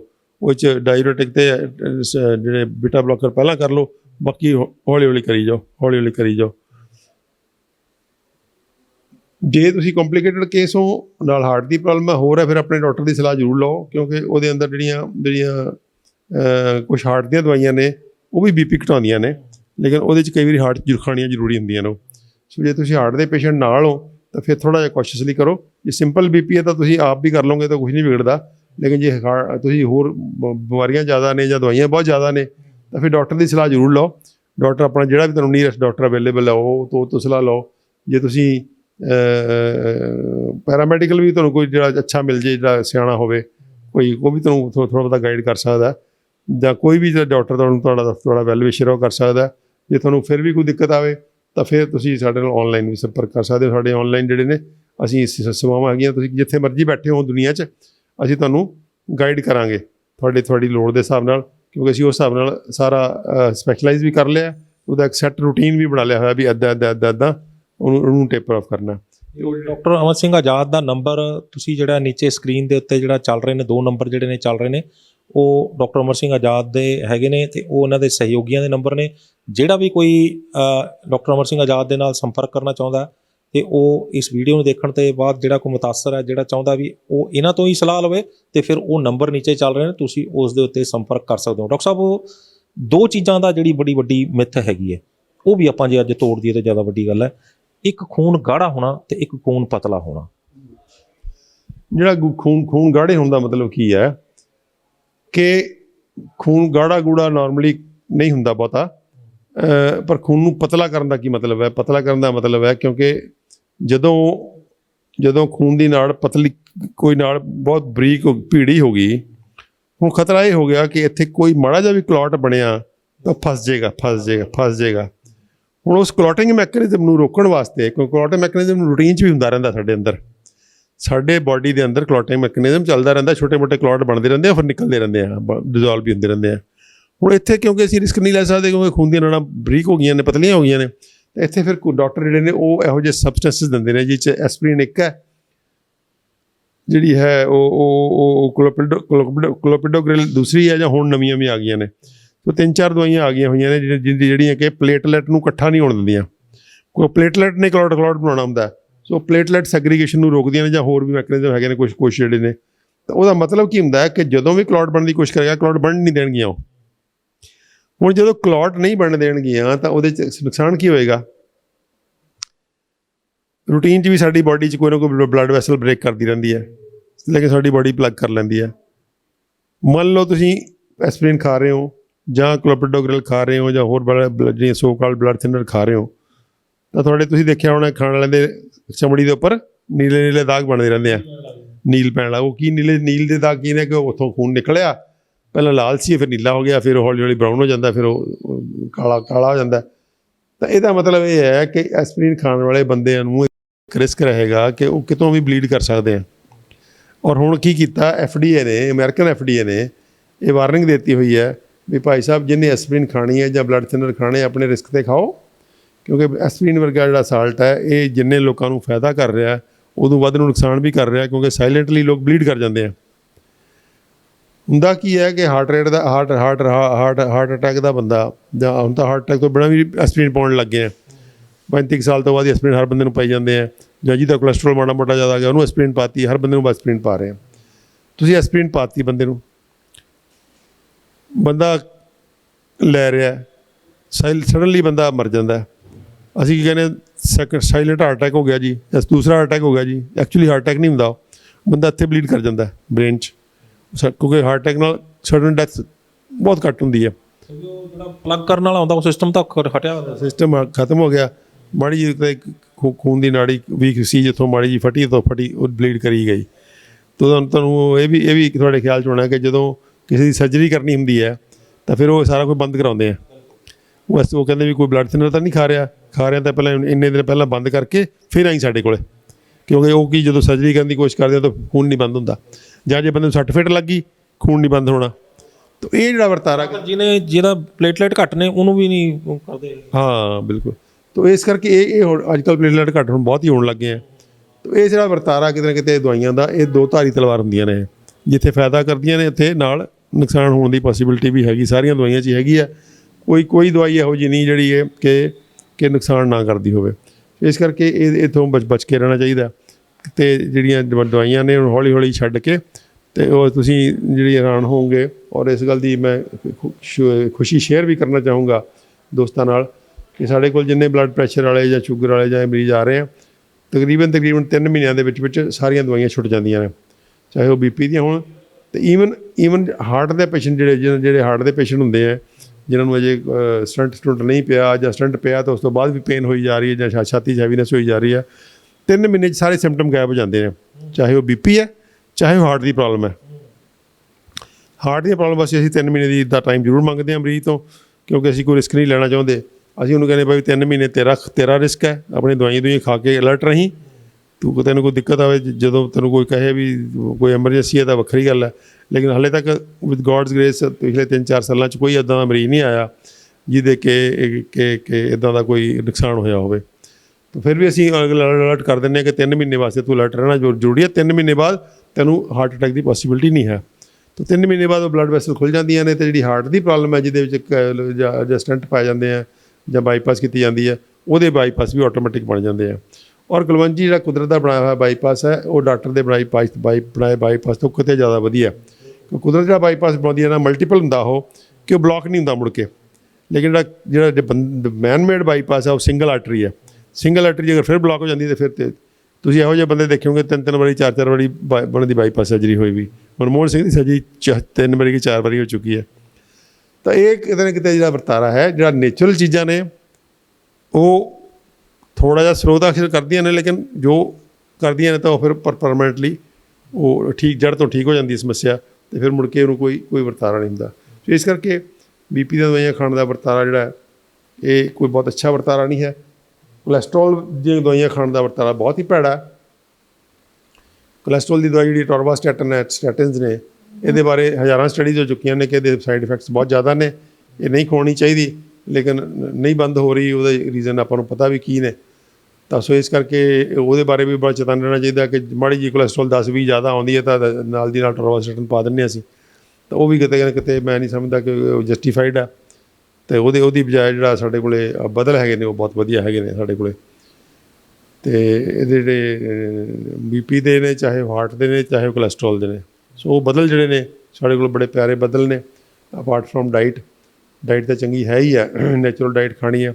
ਉਹਦੇ ਅੰਦਰ ਜਿਹੜਾ ਆਪਾਂ ਕਹਿੰਦੇ ਹਾਂ ਕਿ ਰॉ ਫੂਡ ਜਿਹੜੇ ਨੇ ਉਹ ਪਲੈਂਟੀ ਖਾਣੇ ਆ, ਪੱਤਿਆਂ ਦਾ ਇਸਤੇਮਾਲ ਜਿਹੜਾ ਉਹ ਪਲੈਂਟੀ 'ਚ ਕਰਨਾ। ਅਤੇ ਉਸ ਤੋਂ ਬਾਅਦ ਜਿਹੜੇ ਤੁਹਾਡੇ ਰॉ ਫੂਡ 'ਚ ਹੋਰ ਆ ਜਾਂਦੇ ਨੇ, ਚਟਨੀਆਂ ਨੇ, ਅਚਾਰ ਨੇ, ਡਰਾਈ ਫਰੂਟਸ ਨੇ, ਸਪਰਾਊਟਸ ਨੇ, ਇਹ ਸਾਰੇ ਬਹੁਤ ਅੱਛੇ ਫੂਡਸ ਨੇ ਜਿਹੜੇ ਕਿ ਤੁਹਾਨੂੰ ਹੈਲਦੀ ਵੀ ਰੱਖਦੇ ਆ, ਔਰ ਤੁਹਾਡੀਆਂ ਜਿਹੜੀਆਂ ਬਲੱਡ ਵੈਸਲ ਨੇ ਅੰਦਰ ਉਹਨਾਂ ਨੂੰ ਸਾਫ਼ ਵੀ ਕਰਨ ਲਈ ਜਿਹੜਾ ਨਾਈਟਰਸ ਆਕਸਾਈਡ ਬਣਾਉਂਦੇ ਆ, ਅਤੇ ਉਹ ਸਾਰਾ ਕੁਛ ਜਿਹੜਾ ਇਹਨਾਂ ਵਾਸਤੇ ਇਹਨਾਂ ਦੇ ਗੁਣ 'ਚ ਸ਼ਾਮਿਲ ਹੈ। ਉਸ ਤੋਂ ਬਾਅਦ ਐਕਸਰਸਾਈਜ਼ ਹੈ ਕਿ ਐਕਸਰਸਾਈਜ਼ ਪ੍ਰੋਪਰਲੀ ਕਰੋ। ਲੋੜ ਹੈ ਸਾਨੂੰ ਕਿ ਅਸੀਂ ਐਕਸਰਸਾਈਜ਼ ਦਾ ਜਿਹੜਾ ਵਿਗਿਆਨ ਹੈ ਅੱਜ ਇਸ ਵੇਲੇ ਇੰਨਾ ਵੱਡਾ ਹੋ ਚੁੱਕਾ ਹੈ ਕਿ ਆਪਣੇ ਆਪ 'ਚ ਸਮੁੰਦਰ ਹੈ ਐਕਸਰਸਾਈਜ਼ ਦਾ। ਜਿੱਦਾਂ ਦੀ ਤੁਹਾਨੂੰ ਪਸੰਦ ਹੈ ਤਾਂ ਐਕਸਰਸਾਈਜ਼ ਕਰੋ। ਐਕਸਰਸਾਈਜ਼ ਨਾ ਕਰਨਾ ਜਿਹੜਾ ਬਹੁਤ ਹੀ ਅੱਜ ਦੇ ਯੁੱਗ ਦੇ ਵਿੱਚ ਮੈਂ ਸਮਝਦਾ ਕਿ ਆਪਣੇ ਆਪ ਨਾਲ ਇੱਕ ਧੋਖਾ ਹੈ। ਜਿਹੜਾ ਬੰਦਾ ਕਹਿੰਦਾ ਵੀ ਮੈਂ ਤਾਂ ਨਹੀਂ ਐਕਸਰਸਾਈਜ਼ ਕਰਦਾ ਜੀ, ਮੈਨੂੰ ਤਾਂ ਲੋੜ ਨਹੀਂ ਹੈ ਜੀ, ਮੈਂ ਇਹ ਜੀ ਉਹ ਜੀ, ਜੋ 50 ਬਹਾਨੇ ਢੂੰਢ ਲੈਂਦੇ, ਮੇਰੇ ਕੋਲ ਟਾਈਮ ਨਹੀਂ ਹੈ ਜੀ, ਮੇਰੇ ਕੋਲ ਮੈਂ ਤਾਂ ਬਿਜ਼ੀ ਨਾ, ਮੇਰੇ ਤਾਂ ਇਹ ਬਹਾਨੇ ਬੁੰਨੇ ਜਿਹੜੇ ਨੇ ਪੜ੍ਹਨ ਵਾਲੇ ਆਪਣਾ ਬਹਾਨਾ ਲਾ ਲੈਂਦੇ ਨੇ, ਜਿਹੜੇ ਨੌਕਰੀ ਵਾਲੇ ਨੇ ਆਪਣਾ ਬਹਾਨਾ ਲਾ ਲੈਂਦੇ ਨੇ। ਤਾਂ ਜੇ ਐਕਸਰਸਾਈਜ਼ ਦਾ ਟਾਈਮ ਲਾਇਆ ਕਦੀ ਵੇਸਟ ਨਹੀਂ ਜਾਂਦਾ। ਐਕਸਰਸਾਈਜ਼ ਤਾਂ ਤੁਸੀਂ ਘੰਟਾ ਲਾਓਗੇ ਤਾਂ ਤੁਹਾਨੂੰ 2 ਘੰਟੇ ਵਾਪਸ ਮਿਲਣਗੇ, ਕਿਉਂਕਿ ਤੁਹਾਡੀ ਚੁਸਤੀ ਵਧੇਗੀ, ਤੁਹਾਡੀ ਮੈਂਟਲ ਅਲਰਟਨੈਸ ਵਧੇਗੀ, ਤੁਹਾਡੀ ਥਕਾਵਟ ਨਹੀਂ ਹੋਏਗੀ, ਤੁਹਾਨੂੰ ਬਹੁਤ ਮਲਟੀਪਲ ਫਾਇਦੇ ਹੋਣਗੇ। ਨਾਈਟ੍ਰਿਕ ਆਕਸਾਈਡ ਰਿਚ ਫੂਡ ਨੇ, ਇਹ ਵੀ ਥੋੜ੍ਹੀ ਜਾਣਕਾਰੀ ਦੇ ਦਈਏ ਤਾਂ ਕਿ ਪਬਲਿਕ ਨੂੰ ਥੋੜ੍ਹਾ ਜਿਹਾ ਇਹ ਵੀ ਹੋ ਜਾਏਗੀ, ਕਿਉਂਕਿ ਉਹ ਨਾੜਾਂ ਦੀ ਸਫਾਈ ਆਪਣੇ ਆਪ ਹੀ ਹੁੰਦੀ ਰਹੇ। ਹਾਂ, ਰਾਅ ਫੂਡਸ ਨੇ ਨਾਈਟਰਸ ਆਕਸਾਈਡ, ਜਿਹਨੇ ਰਾਅ ਫੂਡਸ ਨੇ, ਕੱਚਾ ਅਸੀਂ ਖਾਂਦੇ ਹਾਂ ਤਾਂ ਉਹ ਸਾਰਾ ਨਾਈਟਰਸ ਆਕਸਾਈਡ ਬਣਾਉਣ ਵਾਲਾ ਹੈ। ਉਹ ਮੈਡੀਸਨਲ ਪਲਾਂਟਸ ਹੋ ਗਏ ਨਾ। ਅੱਜ ਆਪਾਂ ਫੂਡ ਦੀ ਗੱਲ ਕਰ ਰਹੇ ਸੀਗੇ, ਪਹਿਲਾਂ ਫਿਰ ਮੈਡੀਸਨਲ ਪਲਾਂਟਸ 'ਤੇ ਆਉਂਦੇ ਹਾਂ।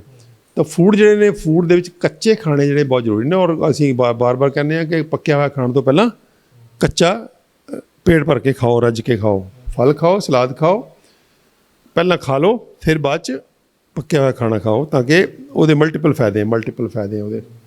ਸੋ ਇੱਕ ਤਾਂ ਇਹ ਜਿਹੜਾ ਹੈਗਾ ਇਹ ਵਰਤਾਰਾ ਜਿਹੜਾ ਹੈ, ਖਾਣੇ ਵਧੀਆ ਖਾਣੇ, ਐਕਸਰਸਾਈਜ਼ ਵਧੀਆ ਕਰਨੀ ਹੈ, ਔਰ ਬਹੁਤ ਜ਼ਰੂਰੀ ਹੈ ਕਿ ਜਿਹੜਾ ਮੈਂਟਲ ਸਟ੍ਰੈਸ ਹੈ ਉਹ ਬਹੁਤ ਵੱਡਾ ਦੁਸ਼ਮਣ ਹੈ ਸਾਡਾ। ਅਸੀਂ ਮਤਲਬ ਅਸੀਂ ਪਤਾ ਨਹੀਂ ਕਿਸ ਪਾਗਲਪਨ ਦੀ ਦੌੜ 'ਚ ਪਏ ਹਾਂ। ਹੁਣੇ ਮੇਰੇ ਕੋਲ ਇੱਕ ਪੇਸ਼ੈਂਟ ਬੱਚੀ 12 ਸਾਲ ਦੀ, ਉਹ 3 ਸਾਲ ਤੋਂ ਲੈ ਕੇ ਸ਼ੂਗਰ ਦੀ ਮਰੀਜ਼ ਆ ਉਹ। ਔਰ ਉਹ ਬੱਚੀ, ਤੁਸੀਂ ਕੁਲਵੰਤ ਜੀ, ਮੈਂ ਤਾਂ ਮਤਲਬ ਮੱਥਾ ਫੜ ਕੇ ਬਹਿ ਗਿਆ। 6 ਵਜੇ ਉਹਨੂੰ ਸਕੂਲ ਤੋਰ ਦਿੰਦੇ ਆ, ਵੈਨ ਚੜ੍ਹਾ ਦਿੰਦੇ ਆ, 1.5 ਘੰਟਾ ਉਹਦਾ ਆਉਣ, 1.5 ਘੰਟਾ ਜਾਣ, 3 ਵਜੇ ਉਹ ਮੁੜਦੀ ਹੈ, ਘਰ ਆ ਕੇ ਖਾਣਾ ਖਾ ਕੇ 4 ਤੋਂ ਲੈ ਕੇ 6 ਵਜੇ ਤੱਕ ਫਿਰ ਟਿਊਸ਼ਨ 'ਤੇ ਜਾਂਦੀ ਹੈ। 6 ਵਜੇ ਆ ਕੇ ਤੁਸੀਂ ਦੱਸੋ ਕੀ ਕਰੇਗੀ, ਅਤੇ ਕਦੋਂ ਸੋਏਗੀ, ਅਤੇ ਕਦੋਂ ਖੇਡੇਗੀ, ਅਤੇ ਕਦੋਂ ਐਕਸਰਸਾਈਜ਼ ਕਰੇਗੀ, ਅਤੇ ਕੀ ਉਹਦਾ ਬਚਪਨ ਰਹਿ ਗਿਆ।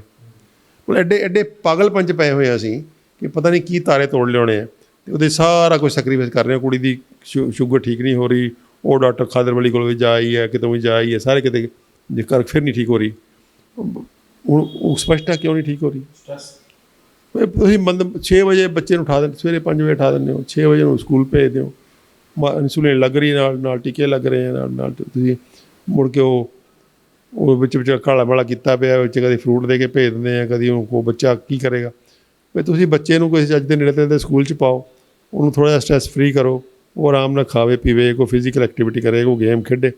ਉਹ ਪਤਾ ਨਹੀਂ ਕੀ ਕੁੜੀ ਹੈ, ਉਹਨੂੰ ਕੀ ਪਤਾ ਨਹੀਂ ਕੀ ਕਰਾਉਣਾ ਉੱਤੋਂ ਅਤੇ ਕੀ ਤਾਰੇ ਤੜਵਾਉਣੇ ਉੱਤੋਂ। ਅਤੇ ਉਹ ਇਸ ਕਿਸਮ ਦਾ ਜਿਹੜਾ ਵਰਤਾਰਾ ਹੈ ਬੜਾ ਭੈੜਾ ਵਰਤਾਰਾ ਹੈ। ਅਤੇ ਇਸ ਕਰਕੇ ਉਹੀ ਲਾਈਫ ਸਾਰਿਆਂ ਨੇ ਅਡਾਪਟ ਕਰ ਰੱਖੀ ਹੈ। ਸਾਨੂੰ ਇਹ ਨਹੀਂ ਸਮਝ ਆ ਰਹੀ ਵੀ ਜਾਣਾ ਕਿੱਥੇ ਹੈ, ਭੱਜੇ ਜਾ ਰਹੇ ਹਾਂ ਅਸੀਂ।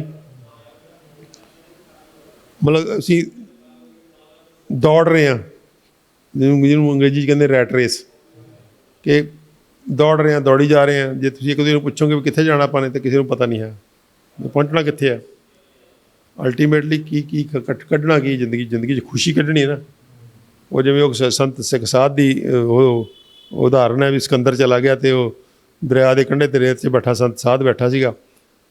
ਅਤੇ ਸਿਕੰਦਰ ਨੇ ਇੱਕ ਦਿਨ ਦੇਖਿਆ, 2 ਦਿਨ ਦੇਖਿਆ, ਅਤੇ ਤੀਜੇ ਦਿਨ ਉਹਨੂੰ ਜਾ ਕੇ ਪੁੱਛ ਹੀ ਲਿਆ, ਜਾ ਕੇ ਉਹਦੇ ਸਿਰ 'ਤੇ ਖੜ੍ਹ ਗਿਆ। ਕਹਿੰਦਾ ਤੂੰ ਕੀ ਕਰਦਾ ਇੱਥੇ ਲੰਮਾ ਪਿਆ?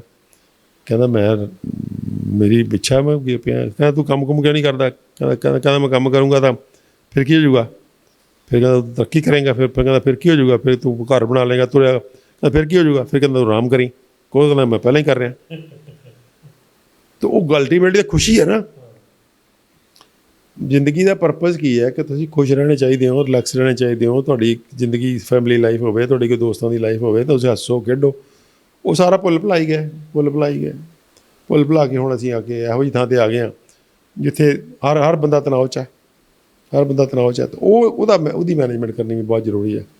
ਤਣਾਅ ਦੀ ਮੈਨੇਜਮੈਂਟ ਵੀ ਹੁਣ ਸਿਖਾਉਣੀ ਪੈ ਰਹੀ ਹੈ ਸਾਨੂੰ। ਤਾਂ ਕਹਿਣਾ ਪੈ ਰਿਹਾ ਵੀ ਹੱਸਿਆ ਕਰੋ, ਸਾਨੂੰ ਕਹਿਣਾ ਕਰ ਲੰਬੇ ਸਾਹ ਲਿਆ ਕਰੋ। ਨਹੀਂ ਜਦੋਂ ਭੱਜਦੇ ਸੀਗੇ ਆਪੇ ਲੰਬੇ ਸਾਹ ਆ ਜਾਂਦੇ ਸੀਗੇ।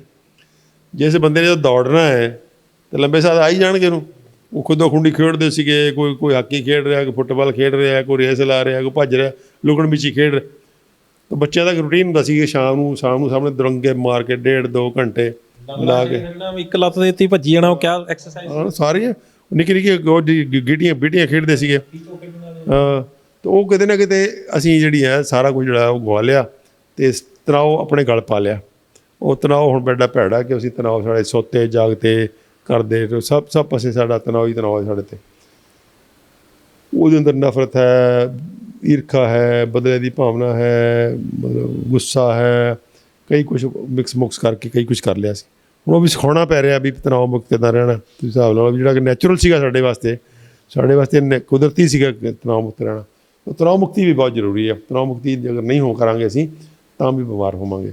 ਤਾਂ ਇਹ ਸਾਰੇ ਦਾ ਸਾਰਾ ਕਿਤੇ ਨਾ ਕਿਤੇ ਵਰਤਾਰਾ ਜਿਹੜਾ ਇਹ ਹੈਲਦੀ ਲਾਈਫ ਦਾ। ਅਤੇ ਲਾਸਟ ਆਪਾਂ ਕਰ ਲਈਏ ਮੈਡੀਸਨਲ ਪਲਾਂਟਸ ਦੀ ਗੱਲ।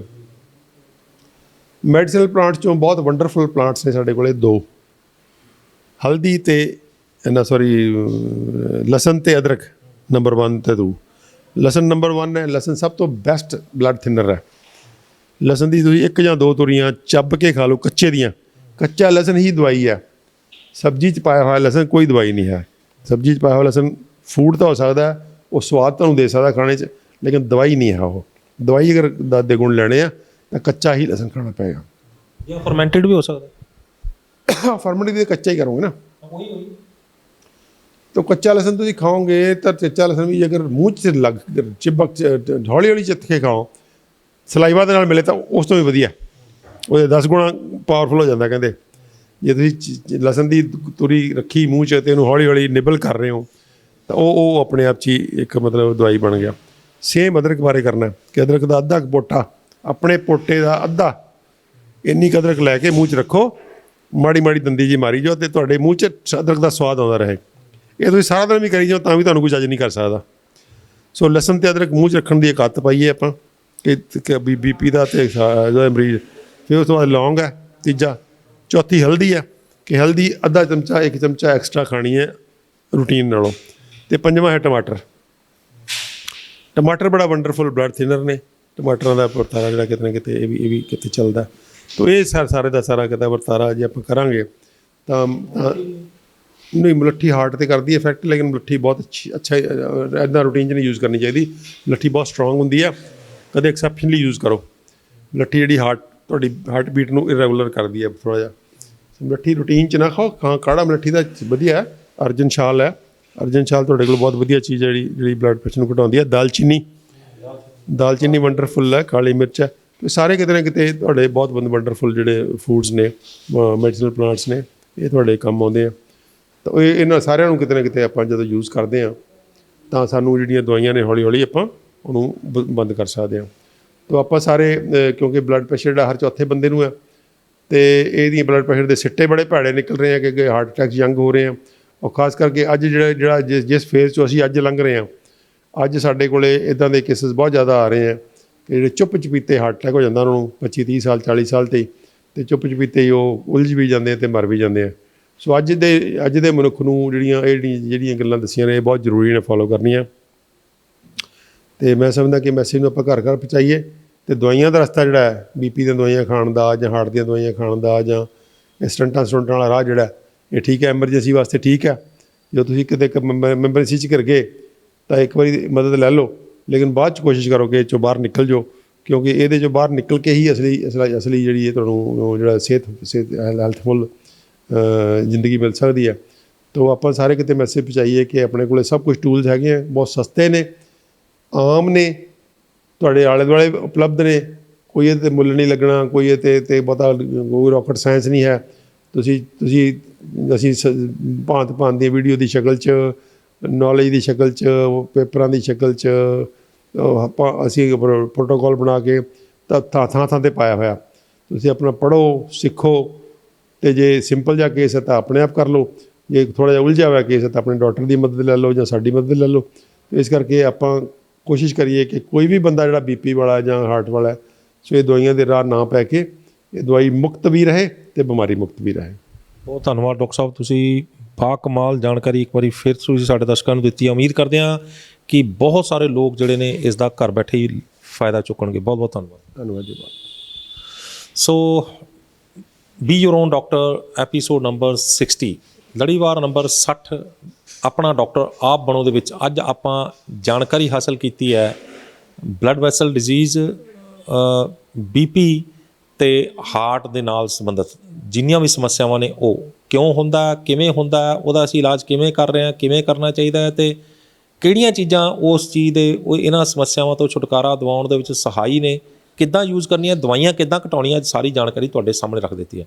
ਉਮੀਦ ਕਰਦੇ ਹਾਂ ਕਿ ਇਹ ਵੀਡੀਓ ਵੀ ਤੁਹਾਨੂੰ ਪਸੰਦ ਆਈ ਹੋਵੇਗੀ, ਅਤੇ ਜੇ ਪਸੰਦ ਆਈ ਹੈ ਤਾਂ ਇਸ ਨੂੰ ਵੀ ਵੱਧ ਤੋਂ ਵੱਧ ਸ਼ੇਅਰ ਕਰੋ, ਕਿਉਂਕਿ ਜਿੰਨਾ ਤੁਸੀਂ ਸ਼ੇਅਰ ਕਰੋਗੇ ਉਨਾ ਤੁਸੀਂ ਇਹਨਾਂ ਬਿਮਾਰੀਆਂ ਦੇ ਮਰੀਜ਼ਾਂ ਤੱਕ ਹੱਲ ਪਹੁੰਚਾਓਗੇ, ਅਤੇ ਇਹ ਇੱਕ ਪੁੰਨ ਦਾ ਕੰਮ ਹੋਏਗਾ। ਜਿੰਨਾ ਤੁਸੀਂ ਇਹ ਹੱਲ ਪਹੁੰਚਾਓਗੇ ਉਹਨਾਂ ਲੋਕੀ ਇਸ ਚੀਜ਼ ਨੂੰ ਦੇਖ ਕੇ ਆਪਣੇ ਅੰਦਰ ਆਪਣੀਆਂ ਘਾਟਾਂ ਨੂੰ ਪੂਰਾ ਕਰਨਗੇ, ਖਾਮੀਆਂ ਨੂੰ ਦੂਰ ਕਰਨਗੇ, ਅਤੇ ਜੋ ਦੱਸਿਆ ਹੋਇਆ ਉਸ ਨੂੰ ਫੋਲੋ ਕਰਕੇ ਜੇਕਰ ਉਹ ਆਪਣੀਆਂ ਸਮੱਸਿਆਵਾਂ ਤੋਂ ਆਪ ਛੁਟਕਾਰਾ ਪਾ ਲੈਂਦੇ ਨੇ ਜਾਂ ਫਿਰ ਡਾਕਟਰ ਅਮਰ ਸਿੰਘ ਆਜ਼ਾਦ ਵਰਗੇ ਐਕਸਪਰਟ ਦੀ ਰਾਏ ਲੈ ਕੇ ਆਪਣੀਆਂ ਸਮੱਸਿਆ ਤੋਂ ਨਿਜਾਤ ਲੈ ਲੈਂਦੇ ਨੇ, ਤਾਂ ਅਸੀਂ ਸਮਝਾਂਗੇ ਕਿ ਇਸ ਵੀਡੀਓ ਨੂੰ ਬਣਾਉਣ ਦਾ ਮਕਸਦ ਵੀ ਕਾਮਯਾਬ ਰਿਹਾ। ਸਾਡੇ ਚੈਨਲ ਨਿਊਜ਼ ਏਸ਼ੀਆ ਪੰਜਾਬੀ, ਸਾਡੇ ਚੈਨਲ ਨਿਊਜ਼ ਏਸ਼ੀਆ ਹਿੰਦੀ, ਸਾਡੇ ਚੈਨਲ ਆਵਾਜ਼ੇ ਪੰਜਾਬ ਅਤੇ Facebook page news Asia Punjabi ਨੂੰ ਲਾਈਕ, ਸਬਸਕ੍ਰਾਈਬ ਅਤੇ ਫੋਲੋ ਕਰਨਾ ਨਾ ਭੁੱਲਿਓ।